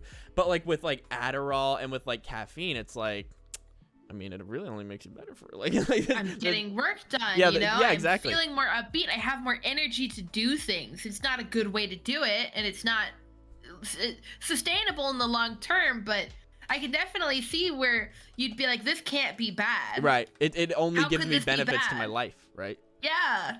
And yeah, like Ruby just said, you feel like a better version of yourself, exactly. And it kind of makes getting less sleep acceptable, right? Because like when you get less sleep, but then you just immediately wake up and like drink caffeine or take an Adderall, then like you feel like, oh, like it actually happened to me very recently. Yeah, I don't remember if we talked about this not on the Girl Talk podcast, Katie, but I literally I got to a point where like I was very used to sleeping like, you know, 8 hours a day every single fucking day. And then once I got on Adderall, I started like sleeping for between 4 and 6 hours a night every day for like a week and a half before I even caught on to the fact that I was doing it, because like it's literally such a powerful drug that you'll take the Adderall and be like, I feel like I slept for 12 hours, like I feel totally fine, you know what I mean? Like I have so much energy. Yeah, like I'm good. And so literally I was subconsciously building up some sort of weird thing with sleep where like I wouldn't get enough sleep but feel like I slept enough. And like what Langer just said, 2 to 4 hours of sleep on Adderall is some of the best sleep I've ever had, but we won't go there. Exactly, bro, because like you wake up and you're just like, I'm good. Next thing you know, you're giving handies for meth behind the 7-Eleven because your prescription ran out. But no, I feel like though, like for all of the benefits that Adderall have, there are still like negatives, and I think people need to think of the same thing whenever they think about like caffeine. Like think about the negatives too. Don't just think about the positives, bro, because there's really some bad shit going on. Honeydew said what I'd give for a good night's sleep. Would you give a 5-hour run for a good night's sleep? Because I guarantee if you go on a 5-hour run, your ass is gonna be going to sleep, bro. Like there's no like, you know, there's ways to go to sleep, and one of them is like literally like healthy habits. Just healthy habits. For me, I say this while not being really healthy. Well, I feel like being real. I feel like too, Katie, you're in a position where it's more difficult. I went to bed at like 7 a.m. last night, and Oh, like same. I felt so bad. Yeah, and now like I'm like running on like 3 hours of sleep, and I'm not gonna lie, I'm supposed to talk with someone after this, and I might just have to reschedule again because I'm just so tired and I need to sleep. Yeah, I don't blame you. But we're talking. I literally texted my roommate, "Can you please put a pot of coffee on, please? I'm gonna need this like ASAP. Like an emergency run would be great." I feel like though, Katie, with your in particular situation, it's like there's really not much you can do. Like it's going to be difficult for you to get a sleep schedule that's like healthy. You know what I mean? Just because given the nature of your job and work everything. schedule, and then Yeah. also college and streaming. How do you fit a break in? I'm So saying. like, what would I'm you saying, Leaf. recommend to someone when they're like, when you know you're in the situation of you need more sleep and you need to improve, but you just literally can't figure out how to do that? I think for me, it's this. It's that people don't prioritize sleep. And especially because we live in a capitalistic society where that kind of behavior is like viewed as like, wow, this person's such a hard worker. It's like, no, you have to look at yourself as a 3D human being and not as some sort of like cog in a machine, or even view yourself like one of the things that I think Katie struggles with, and I know that you struggle with this at least on some degree because I struggle with this as well, is that you'll like be very concerned about the about other people, but you don't view yourself in the same level of concern that you would other people. And the way that you fix that issue, or at least one of the ways that you can like cope and like kind of try to work your way through that is, and this is advice that I read like a long time ago and I've just stuck in my head. They said it was a clinical psychologist. They wrote this book and they said this. They said, treat yourself like you would treat a dog that you love. And that was like the best advice that I ever heard, because with a dog that you loved, if you noticed it wasn't sleeping enough, you'd be very concerned. If your dog that you loved was had a sickness, you'd bring them to the vet. If a dog that you love, you know what I mean? Like all these things that you don't do for yourself, you would do for a dog that you loved. And so if you don't even love yourself as much as a dog that you love, like you need to start working on that, right? And so for me, Leaf, going back to what you said, I would literally be like, okay, what do I have to do to be able to get the sleep? What needs to happen? Right? Like I something has to give, and my sleep is not going to be it, because I have to prioritize my own health, and I have to prioritize my own like well-being over certain things. So for me, I would say, all right, do I need to get a different job? Do I need to work less on streaming? Do I need to work less on school? What do I need to do in order to prioritize my health? And then we can start working everything else out before. Longer. And also like writing out a really good schedule is super beneficial for situations like that. If you have a strong schedule that you follow, and that means sleep schedule and also just like regular schedule for shit that you can do in the day, you're gonna be way more successful and get you way farther. So yeah, I feel like that was that would be the move personally. Well, it's hard because doing work, school, and streaming. It's hard because if I'm like realistically thinking, I really should only be doing like school and focusing on that so I could be getting great grades. My grades are not bad, mind you. I have above a 3.0, but like it's hard because I want to keep streaming, because I know that if I take a break, it's harder to come back. And then also just like, it's also like one of like my insane passions, and I want to continue doing it. You know what I mean? But I want to cultivate it. I want to grow it, but it's hard to do all three. I can't take away from work. I can't, because I have things I have to pay for, and I can't, you know, I can't take any more away from school than I already have. So it's just, I think that's how I'm dealing with things right now, because things are I'm floating through, like I'm doing okay, but. And I think that's just where that mentality of like, if I can't fight it, I'm going to glorify it, you know? If I can't, I literally cannot make room in my schedule to improve my own health, I might as well just be like, you're doing good, Leaf. You didn't sleep at all last night, but you got that assignment done. I think that could be where it comes from, you know? Right. Yeah, and you need to really take into account the small victories too. But anyway, and I totally agree with both of you, and I think that you also just both gave really good points, because like there are times where it's like for example in Katie's example, it's like I don't think that you should give up streaming. Like, I don't think that that's the right answer, because ultimately it brings you so much happiness and it's the thing that you're passionate about. That's you have to have something. Yeah. I think that the actual answer, Katie, in your case specifically, is doing what I said, like getting a schedule written out that's very like you follow the schedule to a T, and you make sure that you're waking up at the same time no matter what. So even if you don't get enough sleep, you're still gonna wake up at that time, because then the next night you will go to sleep on time. You know what I mean? You won't. And I think that like it basically just comes down to, one, prioritizing your health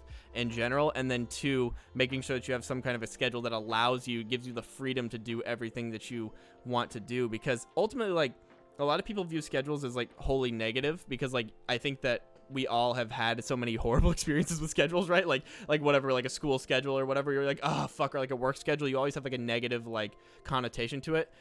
But ultimately, if you write out a schedule that is like really fair and makes total sense for you and like works with you and is able to like keep you like in line and doing everything that you need to do, then you've just made a huge step. Like for example with Katie, it would be like, I would be like, all right, make sure you from this time to this time you're doing school, from this time to this time you're doing work, and then from this time to this time you're doing streaming, and then from this time to this time I'm doing nothing, I'm getting in the bath, I'm doing whatever free time, and then from this time to this time like that. Because I feel like that would be the move for you in particular. And Honeydew, I do the same thing. Has a schedule, still manages to overbook. I overbook. That's another thing that I do. Yeah. God, I hate that. I be doing that all the time. It's crazy. What up, VJuice? Fuck schedules, embrace impulsive procrastination, bro.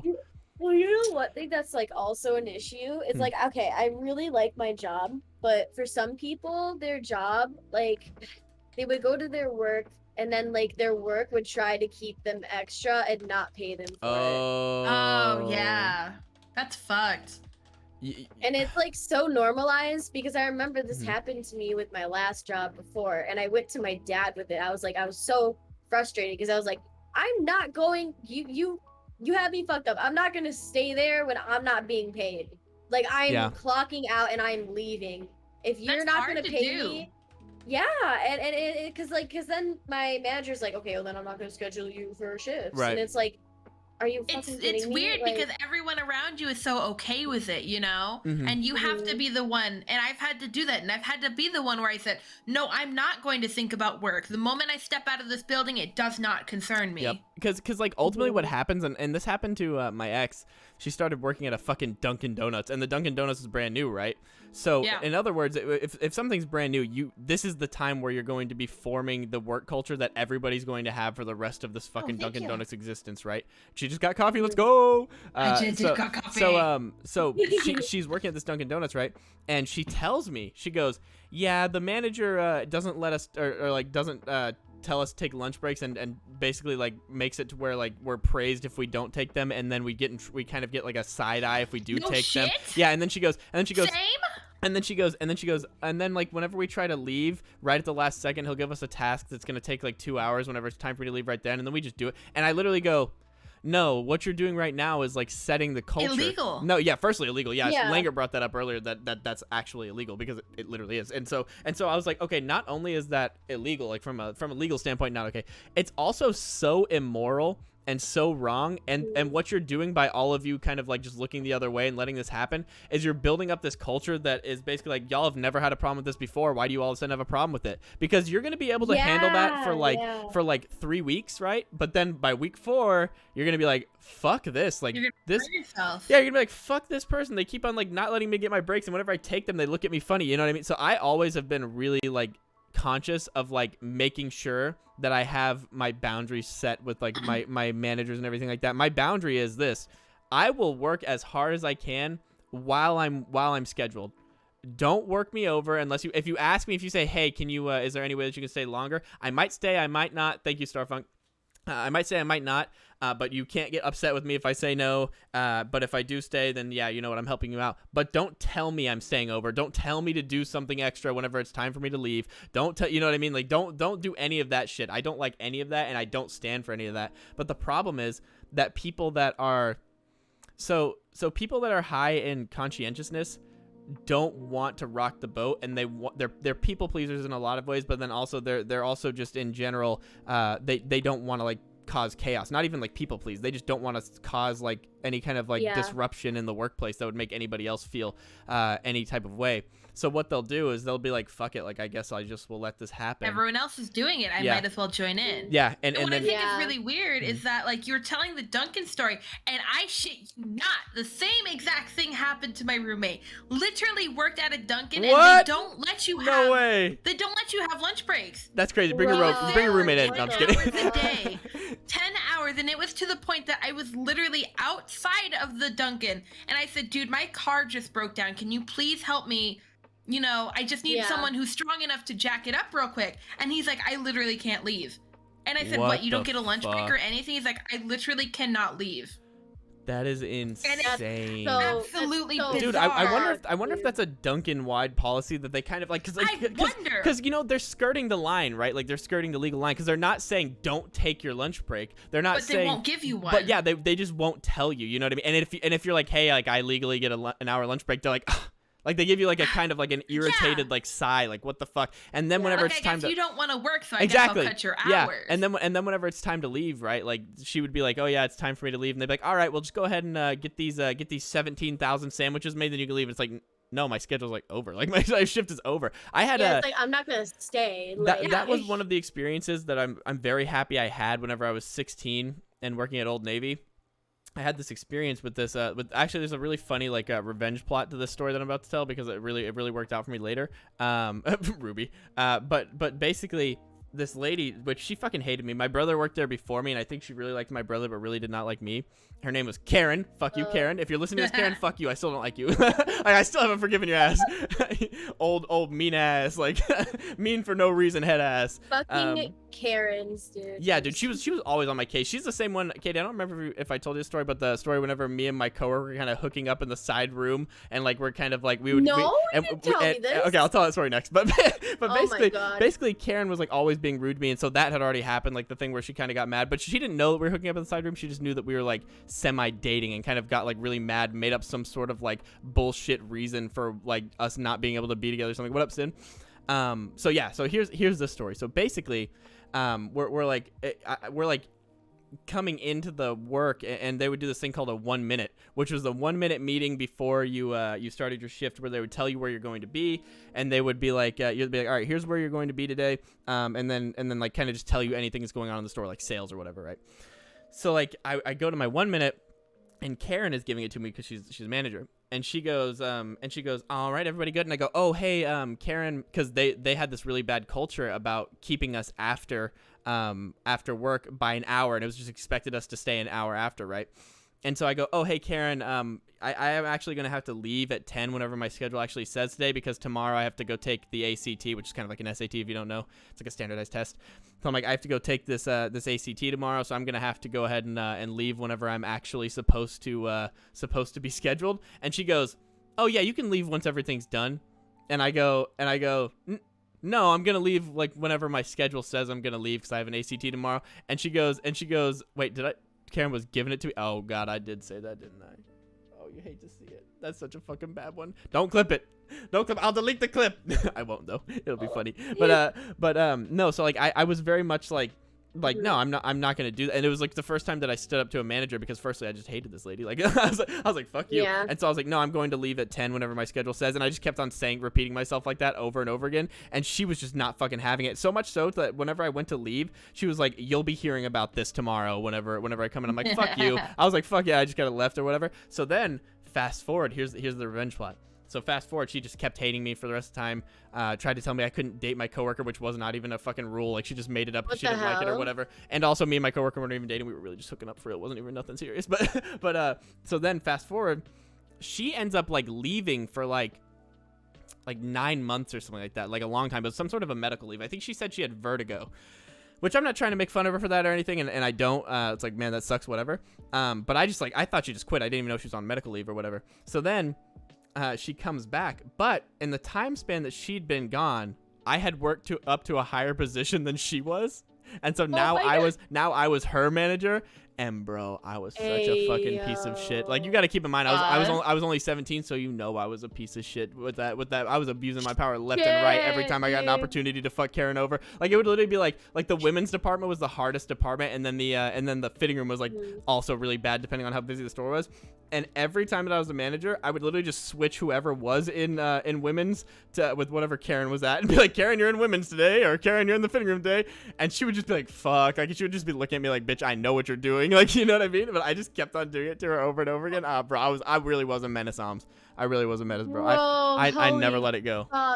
Honestly, like, don't fucking go on and piss people off like that. I'm saying you don't have this issue, bro. You know? Don't be rude for no fucking bitch. reason, bro. Yeah, don't be a needless bitch. Like, Karen, you're in the parking lot today, and I'm gonna meet you out there. I'm really about to give you these hands, bitch. Like, karma be hitting, bro. Also, facts. But, Also, Leaf just spilled something on her desk, so that's oh, why. that's fine. Sorry. No, I you're tried to good. clean. Look at her. Her head popped back up. That was funny. Creed, what's going on, bro? Moment, please. Bro, you have to stand up for yourself in the workplaces, which is where I was coming from with that. And like whenever she tried to call me out for the dating thing, I also stood up to her. That was the first time that I ever stood up to her because I kind of just like took it before that. Like I was like, damn, like she's really like fucking me over. But basically, me and my coworker, we'd been fucking around in the side room for a while. Nobody knew about that, obviously, except for us. And then one day, she was like, "Oh, do you want to go get coffee before work?" And I'm like, "Yeah, sure." So we go get coffee, and then we show up at the same time with Starbucks. And I guess Karen sees me like walking in with Starbucks with my coworker, and she's like, whenever we're doing our 1 minute again, this is where Karen would always like talk her shit, bro, because she knew she had like the floor, you know. So she goes, goes, "Oh, and also there will be no interdating with employees. That is completely unacceptable." And then she starts looking at me and my coworker, and I go, "Can you show me in the contract that I signed where it says that? Because I don't think it's actually there. Can you show me the store policy that says that?" She's like, "I'll find it for you." I go, "Okay." So then literally like so like follow up, like, you know, like the next day I go, "Oh, Karen, did you ever find that? Because I know it's not fucking there. I've looked through this because at this point, like, I'm in training to become loss prevention like manager, and so I've like been reading the like rules and shit like that pretty heavily to like know what I can and can't do and whatnot." And she goes, "Yeah, I haven't been able to get to that yet. So and I go, "Oh, it's fine. I go, I actually went through it for you. It doesn't say anything like that." I go, "You were just wrong on that. Like, I don't know what to tell you." And I was like, the only thing that it says is that you're not allowed to like be showing outward displays of affection between two employees while you're on the sales floor, but it doesn't say anything about like going to get coffee together outside of that. And it's like Cosmic Creed just said, "I'd be smiling at her face," but that was literally my smug ass face, bro. I was literally like, "Oh, Karen, you dumb bitch." Like "Oh, you silly bitch. You thought you were about to really have me, didn't you? But you didn't. And you didn't even fucking look it up." I memorized the rules exactly, Conquest. No, bro. It was very much a situation where I just like I searched all throughout there to see if there was anything like that because I didn't want to be like looking like an idiot. Yeah, no, I'm just full on satisfied that like you got the revenge with like I'm not even mad, dude. She was salty for no reason, so you know. Salty because she's single. Oh, and I literally only told you guys the two like funniest stories. There were so many stories of her that was just like her straight up bullying me. Like it was like straight up workplace harassment. Yeah, it was like horrible. So much so to where, Katie, you know, I've been, and I want to talk about this right afterwards, so this is another reason I'm bringing this up. But oh, I got you, or VJ's Box. But so much so that, you know how I've been like trying to like be better about apologizing to people and like making sure that I'm like, you know, being like and like forgiving people and whatnot. Not with her. Like if I go to Old Navy and I see her, bro, I'm really gonna make her life a living hell. Like if I go there and she's in the fitting room, I'm really about to be like, "Oh, I'm just gonna leave all my shit on the floor, crumpled up and inside out." Like, I'm really about to be ruining her time. Like I still hold a grudge for that shit, bro. I'm just not over it. But I feel that though, because I hold grudges a lot with a lot of people, which is an issue that I have, honestly. You and I have that same issue. I try not to do Ayo LARP, chill my out, grudge bro. holder. I try. Yeah, so, you are too, Leaf. But I try so hard not to do that because Katie knows. it's so negative to hold on to those bad like those bad like negative things. Like, do you guys want to hold on to grudges, or do you feel like it just happens and you don't want to? It's definitely a feeding moment, you know. It's definitely a driver to an extent. It depends on how seriously you take it. Like, I say that I hold on to grudges, but I don't go to bed every night and be like, "I'm gonna fuck this person over in the morning. I just can't wait to make their life living hell." That's not what I'm. Yeah, like it's not like the main focus of like my life or whatever. It's just like whenever like they're brought up or whenever like they do some like or even whoever it is the snakish shit, then I'm like, aha. See, because like, guess what, bitch? I feel like that's not the most negative way to hold grudges, because I see what both of you are saying. Because like, really, the way that like you hold grudges is the most negative is whenever you're literally losing sleep. Like whenever you're like, "I can't fucking sleep because I'm thinking about this person so much." But even like whenever I would hear about them and it would irritate me, like even that kind of grudge I really didn't like. Like I feel like, and Sin just said I used to hold on to every little thing. That was me, bro. I literally would hold on to fucking everything, to the point where the reason why I brought this up is because Katie, like 2 episodes or 3 episodes ago on the Girl Talk podcast, brought somebody up that I was holding a grudge onto still, and after I've already decided I'm not gonna hold grudges anymore. You know, I've already decided. Brought somebody up, and I was like, oh my fucking god, I'm still holding a grudge with this person for no reason. And so I literally like I thought about it and like thought about why I was holding the grudge, realized that I literally had no reason to be upset, firstly anymore, and secondly probably never had a reason to be upset before. I just was undiagnosed ADHD and was fucking frustrated all the time. And so I probably just like blew up for no reason and kind of like just ended up blocking this person on fucking everything and being like just not saying anything to them. And so Katie brought this person up, and it made me realize whenever you hold a grudge, you literally like only look at the person's negatives, don't look at any of their fucking positives or any positive experiences that you might have had before, you know, like anything like that, right?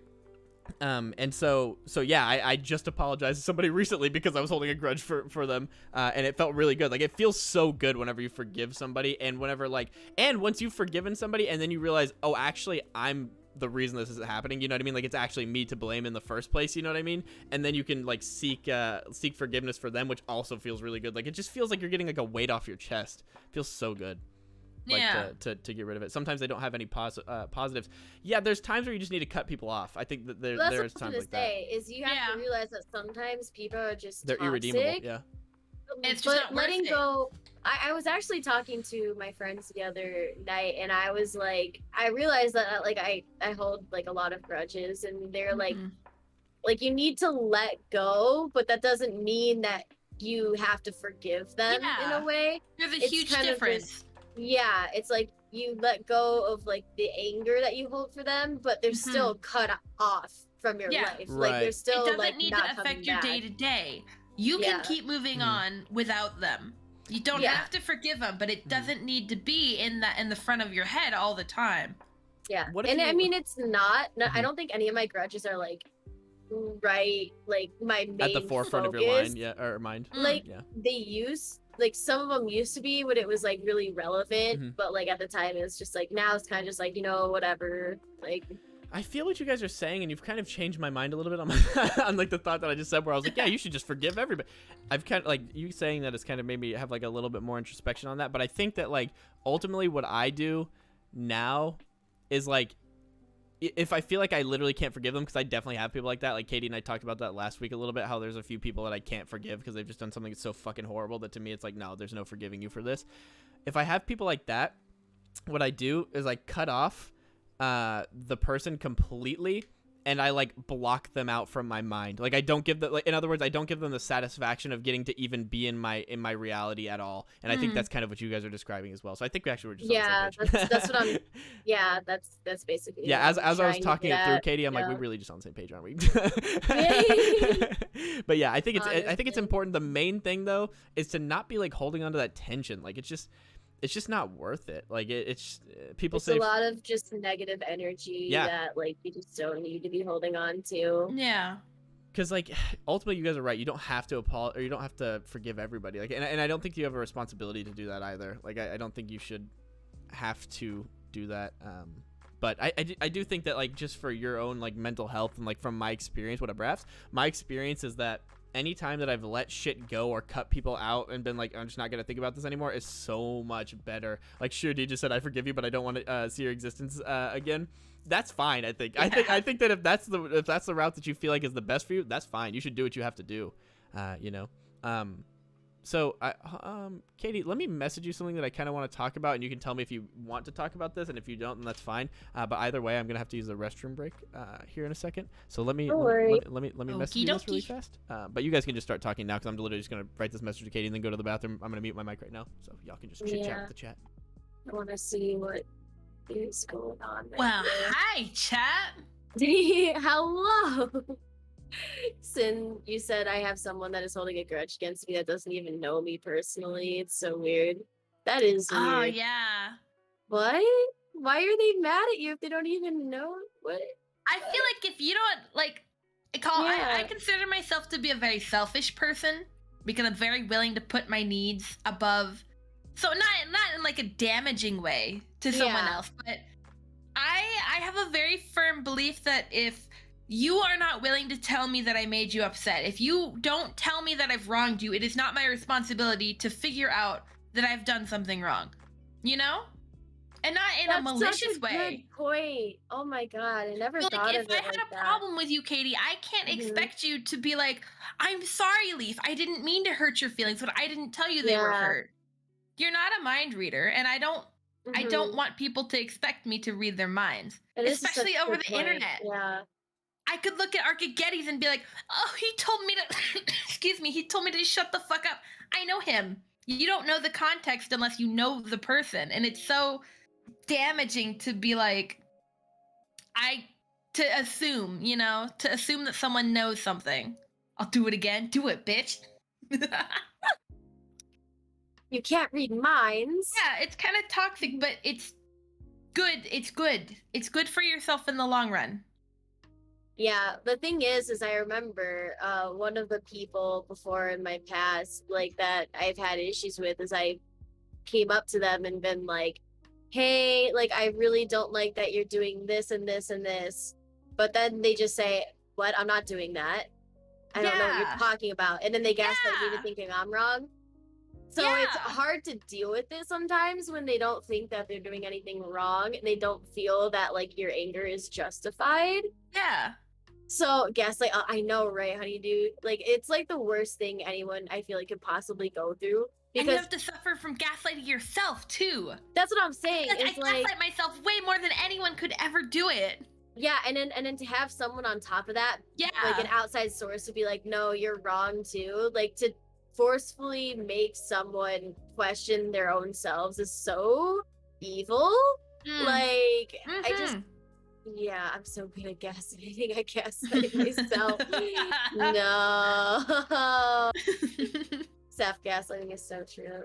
That's true. Long story short, my girl vented to her friend about some stuff we were going through in the past. Because they don't know me, my side of the LIC are all of the Yeah. positives about me. They just see the bad. So they've made their mind up to hate me. See, that's okay. That's also problematic Yeah. because I used to be of like before I used to be like immature and like of a similar mindset of like, if someone, I was in a voice chat and then someone just randomly started shit talking someone and they were like my friend, I just blindly like agreed with them, was like, oh yeah, like they're a piece of shit. And then it's like, bro, I don't even fucking know this person. Yeah, I don't, what the fuck am I doing? Like, I don't know, like, they could be a great person and then like they don't even get a chance to like get their side of the story out. So it's like, and it's hard as the person telling the story that I have to sit there and subconsciously be like, okay, friend that I'm talking to, I'm complaining about this person, but there are good things. I'm only complaining right now. This does not mean I hate them, because I've done that when I've been in relationships and I've complained about them and all my friends are like, just break up with him. And I'm like, no, I like him. I'm just complaining right now. And you have to provide that other context. Side. It's just not fair to the person you're complaining about. Wow, that's a really interesting thought, Leaf, that I hadn't considered. You're totally right, because I've definitely seen that happen with like my girlfriends in the past have like complained to their friends about things that happened with me, and then I was like, why are her girlfriends like treating me so negatively? I'm like, what the fuck? And then I just realized it's so what you hard because people are so easily like influenced and like they just want to hop on whatever side they're hearing from. It's so easy. Right. Like It's that's what always makes me so nervous, because if my name is slandered by someone, I feel like people are just about to fucking jump on that and not hear my side of the story. They're just gonna assume that I'm a terrible person and not even like, Bro, that's why, like, unless it's something that's just, like, so objectively wrong that we're all on the same fucking page about it being, like, one of the worst things you could possibly common do. sense, yeah, like, unless it's something like that, and Katie can attest to this, I will literally be like, hey, I don't like this person because this, and this, but you should form your own opinions on them and don't stop being friends with them, because I was like, don't stop being friends with this person because of what I'm telling you. I'm just telling you my experience with them and why I don't associate with them anymore. But I'm not telling you to do anything. In fact, I want you to just do whatever you want to do. I don't care. I'm not gonna lose any sleep over you being friends with somebody. You know what I mean?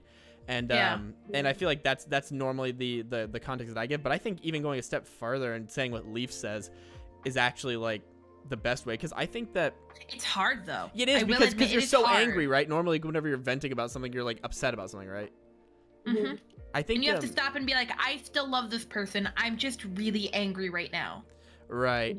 I think even whenever you don't even like just love them, I think it's important just to like point out like you should say like, hey, like this is what that person did to me, but also they're not a horrible person. Like you should add the context that they're not a bad person, that they just did something bad. You know what I mean? They messed up.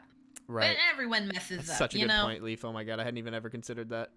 That's really Yeah, that's really a you have smart to thing like to think about. I know that's what I was gonna say because like that it was really smart that you brought that up because I never thought that like it's important to be like they have their own side of the story too. Form your own opinion because a lot of people are just single minded and I'm guilty of this as well because I'm like guilty of it too. We all are. yeah, but people just talk shit and don't like say oh yeah but like And it maybe like feels you so should good to consider get it like out, you know, that you're not that's the thinking thing. about It's it. like you're just angry at the moment, and it's like, yeah.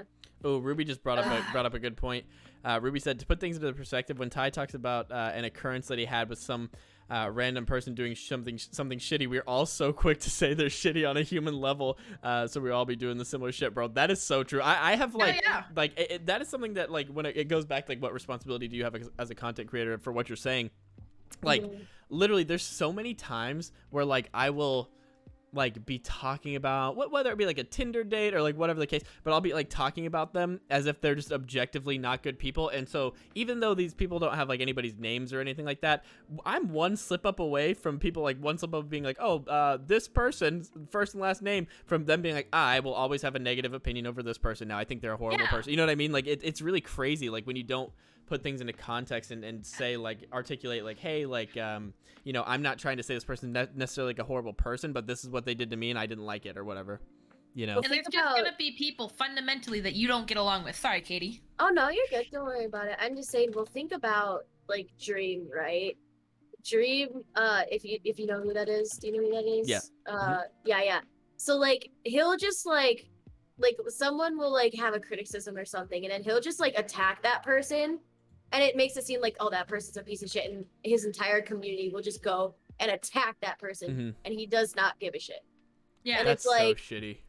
And it's like, dude, you have such a large following that like, you have to be conscious of like, what you're, because like I get it. You have to, you can't. You're also a person, and you want to stand up for yourself, but my God, you have to understand like the length of like what's gonna happen too, Although, what can I say? I'm a small content creator. Right. I've never been in that position. You haven't been there. You have to monitor every second of what you say. That's hard. But that's Katie, hard to do. I feel like by saying that you've just discounted your experience, and I think that you still have the same experience just on a smaller scale, right? Because like if you were to start being like I guarantee you, Katie, if you were doing one of your streams and you said Roderick McGinnis is such a fucking piece of shit, he did this, he did that, fuck this person, I guarantee you at least like a few people would either completely go like find this person on the internet and be like, what the fuck is wrong with you, or they would at least like, there would be a lot of people who would be like, I'm blocking this person and unfollowing, you know what I mean? Like you have the same experience, just on a smaller scale. It's just not on the same scale of somebody like, like obviously somebody like Sin like starts his video with fuck this person. It's like, oh fuck, you just really fuck somebody's life up for a little bit. But like if we do it, if me or you do it, you still have somebody like, that might do something, you know what I mean? And also, Sin, to your message earlier, that said exactly, my girl does that. Her friends are mature enough to trust her decision, and they don't try to sway her to leave me. I just feel shitty because I know how much her friends mean to her. Can I just say that I've never been in a relationship that had that mature of a mindset where you're just like, yeah, I know that my friends won't do, you know what I mean? That's crazy, bro. That would be nice. That friends are mature enough to trust her decision, and they don't try and sway. That is kind of crazy. Yeah, because I've never had a girlfriend who had friends that were mature enough to like hear my girlfriend like talking shit about me. Which girl, like, obviously you're gonna do. Like you're gonna, like, if you're in a relationship with somebody, you're going to need to vent to somebody about shit from time to time. And I think that it's really more on the responsibility of the friend how they react. Because I think that like the actual answer whenever it's a situation where like somebody's complaining about their partner is for you to like listen to them and hear them out and everything like that, and then kind of like you don't necessarily even have to provide a solution, but you should just be like, man, yeah, I feel you, that's crazy, but then you don't have to be like, fuck this guy, you know what I mean? Like that's what you don't have to do, you know? If you're not trying to provide a solution, it's okay to just be like, yes, I hear you, I understand, you know? But if you're trying to Sorry, go ahead. Oh, I was gonna say, if you're trying to suggest like, yeah, you should break up with him, or you're trying to actively suggest for them to do something or think a certain way, you should try to learn the other half to it, you know? Right. I don't think you need to go, and it's not your responsibility to be like, well, maybe I should go talk to the boyfriend or ask her how the boyfriend feels, you know? But if you're just gonna be like, yeah, I hear you, I'm listening. Because like a lot of times you're just seeking validation, but you still like ultimately love this person a lot. You know what I mean? Like everybody seeks validation, and I think that like there's some sort of like a negative connotation to that, to me at least. I don't know if that's to everybody. Whenever I hear like seeking validation, I'm immediately like, oh my god, they're fucking like looking for compliments or something. Like, you know what I mean? Like that's kind of what I think about. But in actuality, like seeking validation can also mean like I just want you to listen to what I'm saying. Like there have been plenty of times where I've messaged Katie or Katie's messaged me to just complain about something. You know what I mean? Just to be like, did that just like, to be like yesterday. Oh yeah, I forgot. Yeah, but, I literally did that just because I felt so bad too, because it was like I sent it before I noticed you were like having a rough day. That I was like, I feel so bad. But that I feel like most that. of the time, like I feel like most of the time know, that whenever somebody does that, it doesn't affect. The only time that it does affect me negatively is like, imagine this would be when it would affect me negatively, Katie. Like if it was like, damn, like this person in my family just died, and then you message me like, God, I feel so bad about this person in my family dying. Like I'm so sad. I'd be like, dude, I'm too hurt about that right now to even talk to you about this. You know what I mean? Like I feel like I can't. True. But yeah, no, I think that like as far as like talking up, this is just my general rule of thought too, or rule of thumb. I will never say something behind somebody's back that I will not or haven't already said to their face. And I think that if you live your life by that, it's really a lot. Like it's a better way to be like conscious of what you're saying about people, right? Because it's very easy. Like it kind of goes back to what we're saying. Like people were saying in the chat, and you guys were also saying this, which I totally agree. You guys were like, it's easy to just completely fucking agree with somebody and shit on somebody without knowing the situation. But you know what's hard is to listen intently and figure out like what's exactly going on, and then to like to then compartmentalize that as one bad thing that this person's done without really throwing the baby out with the bathwater. You know what I mean? That's fucking hard. And not talking shit behind people's backs in the same way. I haven't heard that in a while. Fuck them kids, gang. Yeah. No, I don't know. I feel like actually, Temporal just said if I'm gonna rant about something, I always ask my friend if they're in the right. Katie does that all the time. Katie will always be like, and sometimes she does it retroactively, but most of the time she literally says, "I'm about to complain about something. Are you good?" Like, you know what I mean? And then like every once in a while it'll be a situation where she feels like it's like some sort of like a serious like thing, which I understand. Like, and if it's a serious thing, I'm always like, no, just tell me first. Like I'd rather you tell me what you're like, how you're feeling. But I do appreciate whenever she does that. And then Sin said, gossiping makes me feel so mad. Like why do that?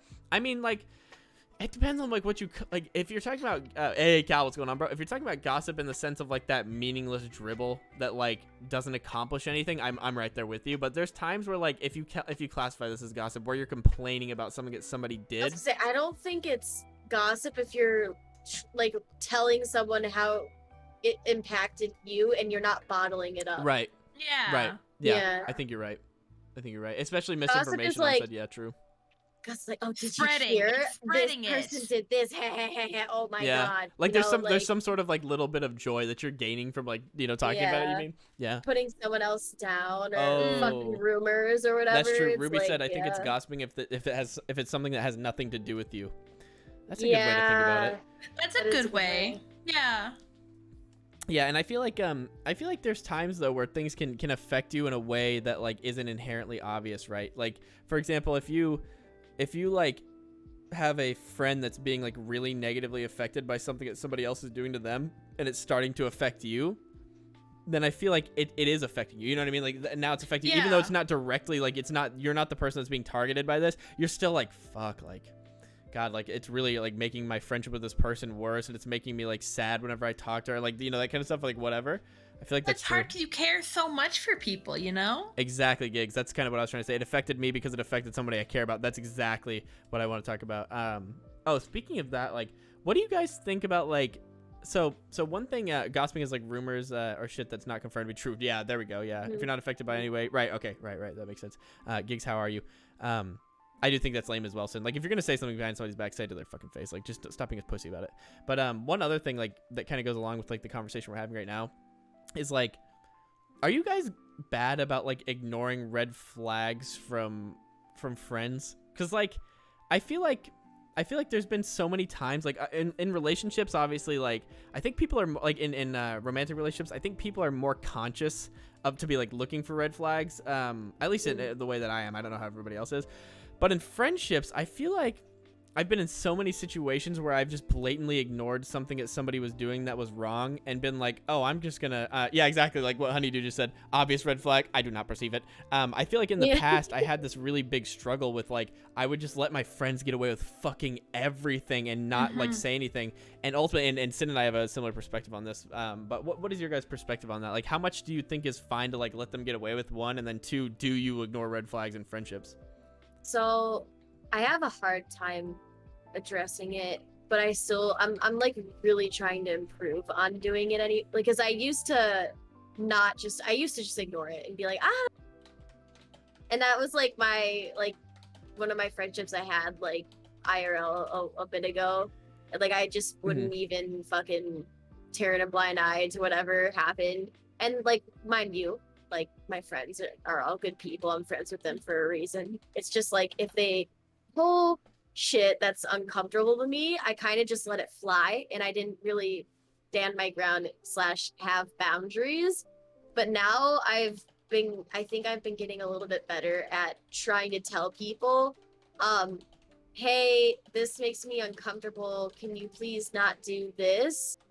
And once again, I'm still having like issues on it because it makes me so uncomfortable because I don't want, it's hard because whenever I tell my friends that, I know some of them might respond, oh, I'm such a terrible person, I'm so sorry, oh my god. It's like, no, I don't think you're a terrible person, this just makes me uncomfortable. I think it's interesting. Katie is Katie's always very like careful not to hurt other people's feelings, which I agree. But like to like my perspective on the situation, Katie, is like there are times whenever so, and it obviously depends on what they're saying, right? Like if they said something that's like 1% bad, you obviously like don't need to hurt their feelings. Like there's no utility in hurting their feelings. But in situations where like they have said something that's really bad and I know it's gonna make them feel bad, to call them out, which is what I always say whenever I talk about like calling your friends out, is I'm always like, it's fucking uncomfortable. It's not comfortable for anybody. It's not comfortable for you as the person calling them out. It's not comfortable for the person that's being called out. It's very uncomfortable. It's uncomfortable for people that are watching. There's no level of like comfort in this entire situation. And what I always try to remember though is that like it's okay to hurt somebody's feelings if you're doing it from a point of view of like, I'm literally trying to like make sure that you know that this is going to affect our friendship and affect you as a human being. Like on certain times, like it'll be something where it's like, if you keep doing this, you're going to like really be in a bad spot and you're not going to be able to do X, Y, and Z thing. So there are times where I'm like willing to risk hurting somebody's feelings in order to make sure that I like tell them, you know what I mean? Like I feel like that's kind of like my perspective on it personally. No, I think that's a really good perspective to have. It's just easier said than done. Oh, for sure, yeah. It's so uncomfortable. Like I said, it's like horrible. It's so uncomfortable, and I'm also kind of in like, it's a weird situation, right? Where, okay, this is gonna sound really shitty. Okay, this is gonna sound really shitty. But I'm trying to find a way to word this. Actually, you know what? Never mind.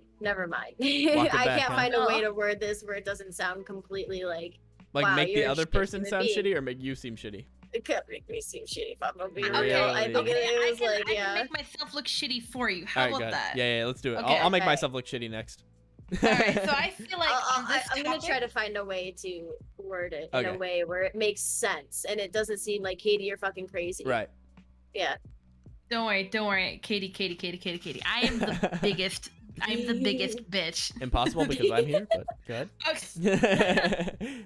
I just feel like on this topic, I'm very kind of call it extreme on it, extremely passionate, I suppose, and the fact that I would much rather have a friendship that I can absolutely be open with, right? And I firmly believe there are ways that you can tell someone I'm bothered without hurting their feelings. And I think the way that I do this is I want all my friends to know, and I tell them this on a regular basis, I will tell you if you fucked up. I don't care how big it is, and I don't care how small it is. But say, like, if you just said, you know, Leaf, I think your outfit looked kind of ugly today, I'd be like, hey, I'm not mad at you, but could you please not do that in the future? Right. And just leading off with the, I'm not angry. This will not break our friendship. This is not, I'm not sobbing over it. Is a good way to lead off with the, I need to talk to you. And I want you to trust and not feel uncomfortable. Because the last thing I want is any of my friends thinking that I'm angry with them when I'm not. Yeah, and I don't want the thing that's anything. so hard for me though. Is like I'm not angry. It's just what you said and what you did made me uncomfortable. And it's the brutal honest. It's the brutal honest is what makes the most open and the most clearest communications. So you don't have to feel uncomfortable. I don't even think that's brutal honesty. I think that's just honesty, honestly. You know, honestly. Yeah. But I just think that's honesty, because like I feel like also that is such a good like insightful way to deal with it, Leaf, because like I think that what happens oftentimes whenever you get in these situations, or at least in my experience, is I'll call them out and they'll get very defensive. Like they'll be like what the fuck, like da da da. And I don't want them to feel like that, because what I'm not trying to do is get into an argument with you. What I'm actually trying to do is have this situation where I'm just trying to point something out to you. But and again, like exactly what you said, Leaf, where it's like, this is not the end of the world. It's not the end of our relationship. Da da da da. I just want you to know this. This is upsetting me. You know what I mean? It's important to me, and I feel like it's at the point where if someone were to so violently take something that I was against, or so, you know, passionately be like, I don't think I'm wrong, then it comes to the conclusion of, you don't have the same values that I do. And that's not a bad thing. That's not a bad thing. It just means that I don't want to associate with you on this kind of topic. I don't want to be that kind of relationship with you. It's fine to disagree, but I don't want to have intimacy on that topic. Right. You know? It's also like just a level of like boundary setting that needs to be like, I feel like it happens naturally a lot of times, but every once in a while it doesn't. Hey, what up, big ass home? Every once in a while it doesn't happen naturally, right? Like every once in a while it'll be a situation like what Leaf is describing, where you have to be like, hey, like I don't want this like ruin our friendship, but I'm just pointing out to you that I don't like this. And I think that that's really important to like be able to have those conversations, especially whenever it's like an adult relationship where you guys are friends and you guys have been friends for a long time and you want this friendship to continue. Like you can't be keeping secrets and be like, you know, living with this like weird feeling of like, man, fuck this person for saying that in your head, like whether it's like that serious or that intense or not. You don't want to have like any kind of feelings of resentment towards this person. So it's important to be like, hey, like I didn't like this. I'd appreciate it if you didn't do this anymore. You know what I mean? But I totally agree with you, Leaf. You're smart for the way that you do it. And it's like the conquest queen. The pre-information is the most important, because if you go in saying it's not a big deal, just don't do it again. Yeah. You can have that firmness, and they don't have to be like, I don't think I'm in the wrong. You're not in the wrong. You're not in the wrong. I just don't like it. Please don't do it. Right. Yeah. You're totally right. It's hard because like I've done it before where I've told some people, hey, this makes me uncomfortable. Like there's nothing like I'm like I've told them, I've been like, oh, I'm not mad, but like I just want to let you know that this makes me uncomfortable, and they still like get secondhand anxiety and like still get like really anxious that like I'm like super pissed, or that like they're letting me down, or like stuff like that. And it's like, you're not. And it's just this is making me uncomfortable, and I just want to let you know. And I think what I was trying to word before. I'm sorry, Lee. No, you're fine. No, you're good. I'm sorry. No. I was just gonna say. I think what I was trying to word before, without trying to sound like an asshole, is that I feel in the situation that I'm in, I kind of feel like I'm being smothered a lot with like affection at times, and that makes me like don't get me wrong, like, you know, your girl does like affection from time to time. But like when it happens like a lot, and I have a million people I have to message, when I get like blocks of text in my DMs, or like I get like people being like, I don't know. It's just really difficult to deal with, not only because I have like imposter syndrome, but also just like I have all these standards and expectations on me that I can't uphold. Yeah. And it's like, yeah. And just like going back to you being like, your friend is anxious, like they say, they still go like over, you know? I feel like at that point, it's not your responsibility for their mentality. You know, you Yeah. can say, I gave you the information that I'm not upset. I Mhm. told you, and you know that I'm honest with you because we have that foundation of honesty that I'm not upset. It's not your responsibility when they're like, I'm still anxious. Mhm. That's I feel that you want all your friends to be happy, but there's some people that don't want to be happy and aren't willing to be happy, and there's anxiety that you can't get rid of, and you have to go in knowing that I did the best that I could and they didn't want that. They're still anxious Yeah. and it's not your fault. Or And even it's if not. they don't want to be anxious anymore, there's ultimately not much you can do. You know what I mean? Like Yeah. even if you don't want to be anxious anymore, it's like, what am I supposed to do? But Katie, going back to your thing, I have one question about that, because like oftentimes whenever something like this will happen to me, Katie, where like I'll end up in a situation where I'm like, fuck, like here, what do you think that you could have done differently that would have helped in this situation now? Because I feel like where you're at now, it's difficult to get out. Like it's more difficult to get out of the situation now than it would be if you like, in other words, is there anything that you could have done in before, like maybe saying like, hey, here's my boundaries, like don't do X, Y, and Z? Do you think there's Yeah, anything like that? maybe say it a little bit more before. Like I've been getting better Say about what? like telling people about my boundaries, but I still feel like I'm not totally there yet. Like just say So a lot of verbalizing your things, boundaries, you mean, whenever you say yes. that. Okay. Mhm. Yeah, like because like lately a lot of people have been doing things that have been creeping me out, and I've kind of just been letting them Oh fly no. because I'm like, you know what, whatever, I know you're a good person, like whatever, I know you mean well, like I know you're not like meaning to be like this, but it's also kind of like passing my boundaries a Mm. bit. And so like I think if I had like before caught it when it first happened, like it'd probably be a little bit better Mhm. than if I were, because I'm But gonna have to tell people yeah, because eventually. Katie, yeah, now you're in the okay. Yeah. Now you've Yeah. kind of just made it easier for me to articulate what I was trying to say earlier. You've kind of put Yeah. yourself in this position where it's like, well, I've done this for the last like 7 months and you've never said anything, but now all of a sudden you're like, getting upset that's about hard. Yeah, because I've always let it fly because I'm literally like, you know what, you're it. cool, You're like you're you're cool, like I the don't wanna, you're like you the know, I don't wanna Dunkin' bring you're it like the up. Dunkin' employees, bro. They just let And you shit know what's Yeah. the slide, and next thing you problem? know. But Yeah. yeah. So it's really hard now because like if I bring it up, it's already like, damn, it's like kind of late to in the game to bring it up. But at the same time, it's like I need to because it's been like to the point where like I've had to like just full on just leave and have Oh time to yeah. myself. Like because I just had to have like time to like take away and be like, okay, I'm so fucking sick of dealing with it that I just and once again, I remember I talked to Tyler about some of the stuff that I've been going through lately. And um I remember him saying, well, maybe you know, maybe you're just like, and this is kind of like a bad way of saying it. Like he said it in a Oh very Jesus. like more eloquently way, but like maybe Oh, you're just what is I it? know what you're trying to say. Like, I'm trying to say it in a better way. are you talking but about the part where I was like, I basically said, also, I think you Yeah. should keep in mind that Yeah. some of these things might not even really be them doing something maliciously. It might be Yeah. you just responding negatively to something, even though yeah, it's yeah, not that's actually happening. that's exactly what I'm trying to say.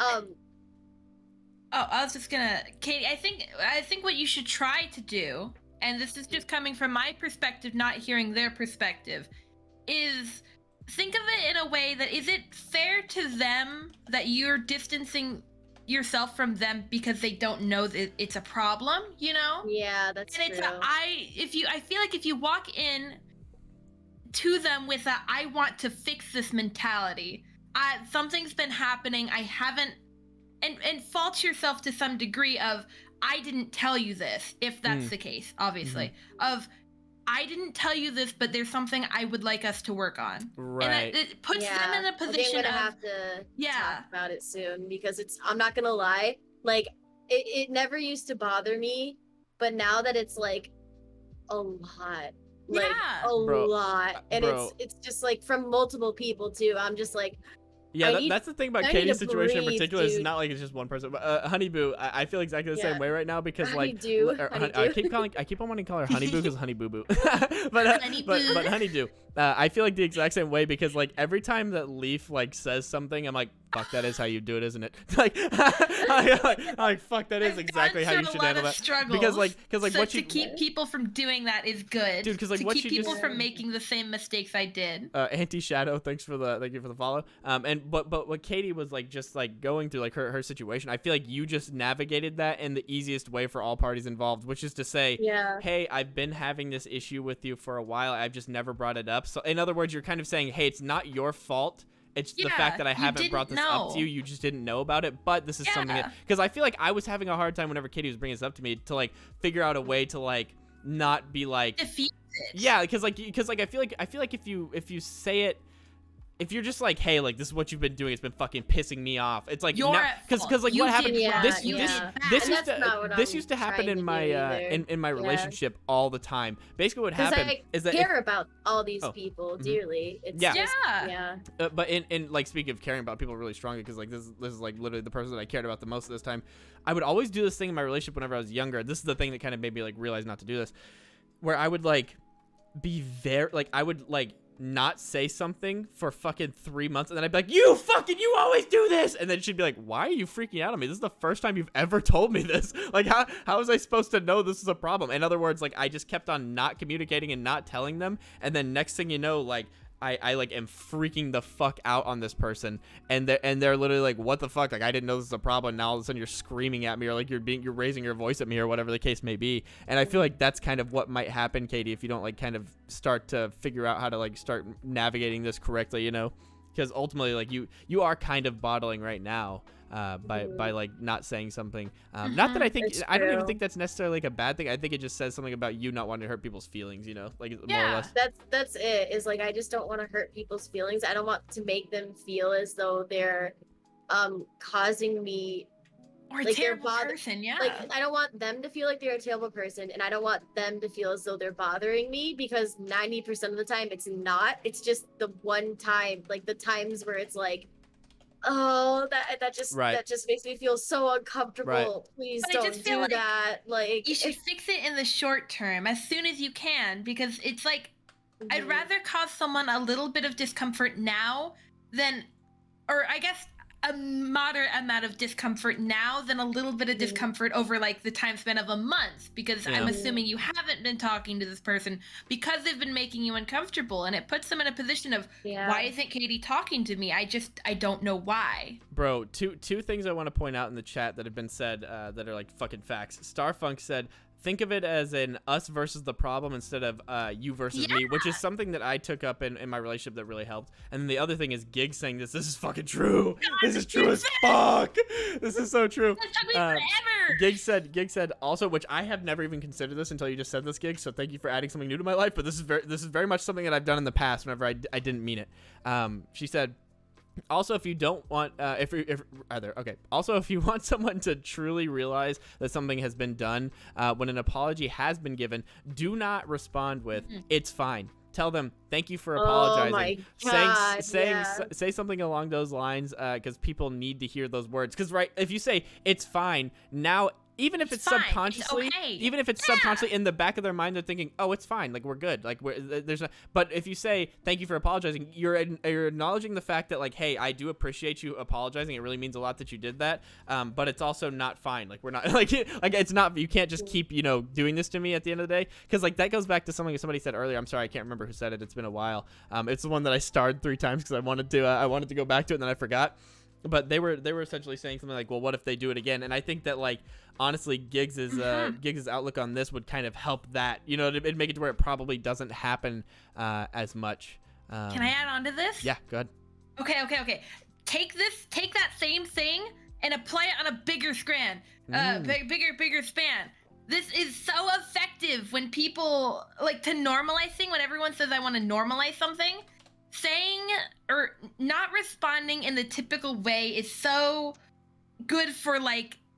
This is so extreme. I'm so sorry. Like if someone came up to me and they made a really sexist joke to me, don't laugh. Yeah, Yeah. If someone right. is harassing Right. you, don't engage in it. Right. If someone makes something that is bad, you don't giggle at a joke. You say, explain it, ask them. And if you're too afraid to like not laugh at a joke that makes you uncomfy, just say, what is the joke? And make them explain it. And it puts them on the spot to say, I made the joke because women are stupid. Yeah, because yeah, that's a good point, Leaf. Because if somebody says like a sex joke, like they say something like I don't know, fucking women be in the kitchen, da da da, and then you go, why is that funny to you? Funny? And then they have to say it's funny. It should only for me. There's no way. There's literally it's so non-confrontational. There's no way that they can do anything other than explain the fact that they're sexist. That's crazy. That's such a fucking. I was just thinking that, Arch, as I was saying, I'm like, oh god, I hope this doesn't get clipped and used out of context. And that's how you work around that in a non-confront. Like, no one wants to be like, that's not a funny joke. What you're saying is wrong, because anyone can turn around and be like, it's just a joke, dude. Right. Like, you have to make them understand without telling them that they're wrong. You're being a dickhead. Bro, women are stupid. I hate them. They all belong in a kitchen, and they should all touch my button. I don't know. Touch my button. Call me daddy. Stop playing video games. Bro, on the computer. I'm dying at Ruby's comment too. He said, women aren't funny because they don't laugh at my shitty jokes. Facts, bro. Dude, you know what? One of my friends told me the other day. It was they said, and this is kind of related, but if you're so like for example with bullying, you know how bullying like so, often like there are like crowds and stuff, but there's one main person who's like the ringleader. Yeah. So if you take away the person and you acknowledge that this shit isn't okay, then everyone else will most likely follow. Yeah, it's so quick to like. It's funny if I've always said this like whenever I'm referring to like calling people out. It's so funny how fast they like break down because they're not used to being called out, because it is fucking uncomfortable to call people out. That's why I think like doing what Leaf says, like, okay, so for somebody like me, I'm really just gonna call you out straight up. Like, I'm really just gonna be like, hey, I don't like it whenever you say that word, or I don't like that whenever you say this kind of a joke because it's sexist. Like, I'm really just gonna say something like that. But like whenever, I was gonna say some people don't like doing that, and I totally understand why. Again, it's uncomfortable. It's not fun. And so whenever you gave that's like such a good alternative to literally just being like, hey, I don't fucking like it when you say that. Instead, you go, why is that funny to you? That's such a great fucking in good retail way. when you can't tell the customer to fuck off. Oh my god, yeah, you're so right. Good. It's so effective. LARP, I don't know if I think it's fun. I normally don't think it's fun. I can think it's fun if it's somebody that I already don't like, but if it's somebody that I actually like, I'm like, fuck, here we go. Like, it's not fun, it's empowering, and that's a good feeling. You know? I never get a good feeling from it. Like, I've never called somebody out that I actually cared about or / wanted to care about and been like, this is enjoyable. Not like that situation. I just mean like if someone came up to me and said women are stupid, calling them out is it feels so good. Right. I can see that. Not friends, obviously, because because then you have like the negative emotion of being like, man, like I like this person and they just said that. I didn't want to upset them. Yeah. Gigs, oh my god. Yeah. Look at Gigs. Don't make me. I've been nice for the podcast. I've been good because I'm sick, but I'm honestly a very loud screamer. Streamer. We love that. Yeah, we love loudness around here. All right, just so everybody knows. I mean, of course, I'm memeing about the fun part, but I do be calling people out. Yeah, you do be calling people out. I heard you know when I can always really respect somebody too is whenever there's no benefit for them calling you out. You know what I mean? Like, because like I feel like the other day I was in a call with I'm not gonna name names, but I was in a call with two people, and one of them said something that we all kind of agree is not like the cool thing to do. And I don't think that this person like actively does this. I think that it just kind of slipped up because everybody's trying to get things out of their vocabulary, right? And it's not like one of the worst words. Not like don't think of like the words that are like top tier horrible that can really make you think differently about somebody. Think of like one of those words like way below that somewhere. If you probably should not be saying. Yeah, like if you're adding a value to it, it's just one of those words like like I wouldn't say that if I were you. It's like one of those words. And the person that was in the call with me goes, hey, that's not cool that you just said that. I really don't like that. And the reason why I found that to be so like crazy was because I'm like, a lot of people will act like they do this kind of shit, and then whenever it's behind closed doors, like, ooh, I don't want to rock the boat. You know what I mean? But like, if it's in front of a stream, they'll want to virtue signal, and like get some sort of like a benefit from it. They're like, hee, look, I called him out, and everybody's like praising me for it. It's like this guy, it was me and him and this other guy, and he called him out, and it was like, damn, like you really don't care. You just don't want him to say this. And it's so hard in an online setting because like when you're face to face with people, you can look at people's faces and gauge the level of discomfort. You know. But when like I could turn my camera off right now and say something shitty, and no one would look at me and be like, behind the face, I'm like, I don't like that I said that. But no one can look. You know, you can't look to see like, oh, that made Katie unhappy. I probably shouldn't have said that. Right.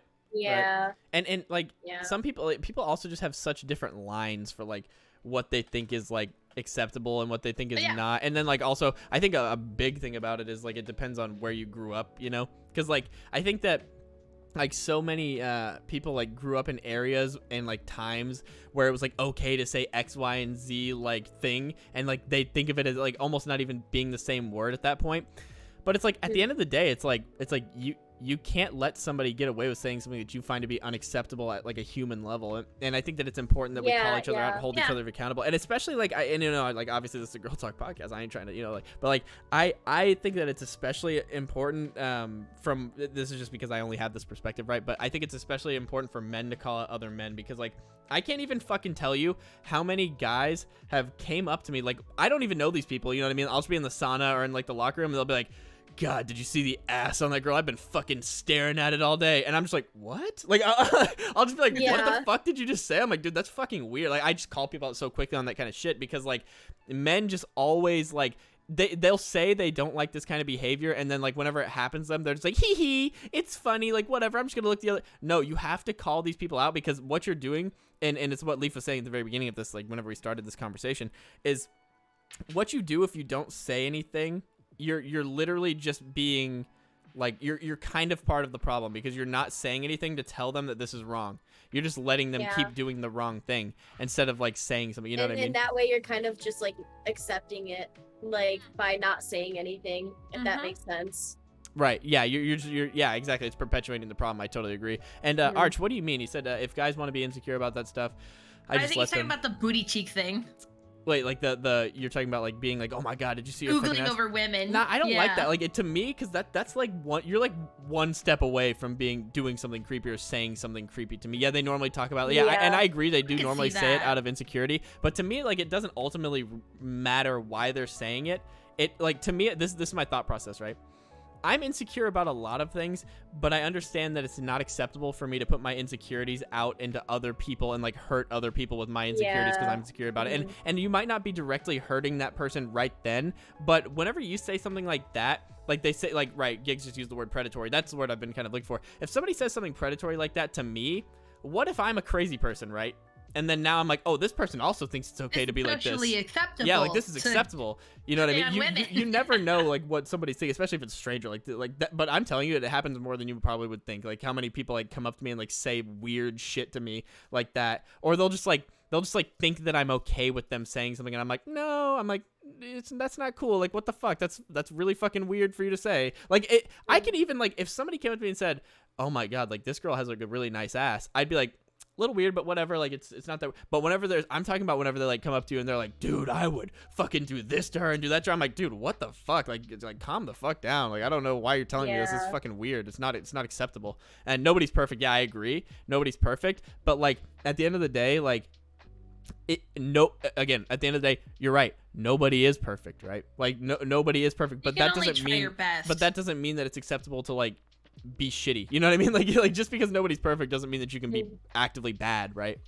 Yeah. You can't just push aside flaws. Like, yeah, that's just a flaw of mine. No, it should be not. I'm actually trying to work on this. But it's a flaw I'm actively working to correct. You know? Yeah. Kay, in this situation, I don't know this person at all. Firstly, so they're not my friend, like just like a stranger that I don't know.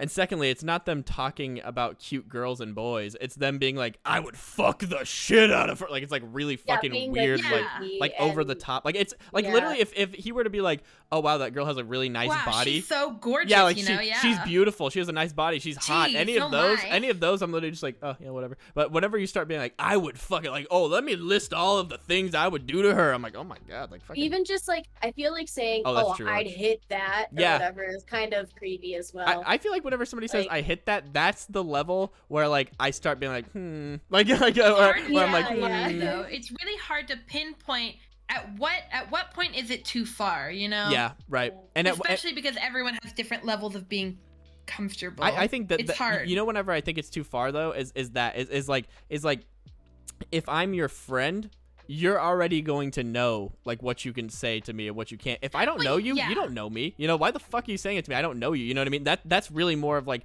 where the issue comes along, right? Is now this person, this guy, in other words, this guy thinks that it's so okay to objectify women that he goes up to a random stranger and objectifies women. You know what I mean? Like now it's like, what the fuck? Like you're just objectifying women at this point. Like you're not saying anything. It's like, oh yeah, this is hot. You know? Like it's just live in a society. Ugh, Yeah. God. How about we hit the deeply rooted problems in society instead? You know? But anyways, well, I think it's probably a good place to end the Girl Talk podcast. We've been streaming for quite some time. So yeah, I think this is as good of a time as ever to end it. Thank you so much, Katie, for joining me as always. It's been a blast and a half. A great time. And I enjoy your perspective as always. And then Leaf, thank you for joining us for the first time, very first podcast ever. Yeah. This has been very fun. Thank you for coming on. It was awesome. Thank you. The joy to be here. Join us next week for I think we're Lopi's next week. Lopi's next week? Lopi, big Lope. So yeah, we got a Lopi. Lopi episode next week, so you know it's gonna be gas, bro. You know it's Hell gonna yeah, be gas. dude. It's gonna be out of pocket. Just Yeah, a it's little bit. definitely gonna be out of pocket from time to time. But yeah, thank you guys for joining. It was super fun. Thank you for having thank you me. for all the new people as well from Leaf's community, and then anybody who might have just stumbled in. If you haven't followed yet, consider following. Lopi, Leaf was literally number 1200. You could be number 1205 or whatever. It could be you. So go ahead. You won't ever be 1200. You won't ever just be remember 1200. that. Unfortunately, I took it. that's the problem is that you want to. And I understand if that deters you, then just don't follow. I understand. You don't have to do it at that point. But no, seriously, appreciate all of you. I will talk to you guys later. Have a good one. Bye.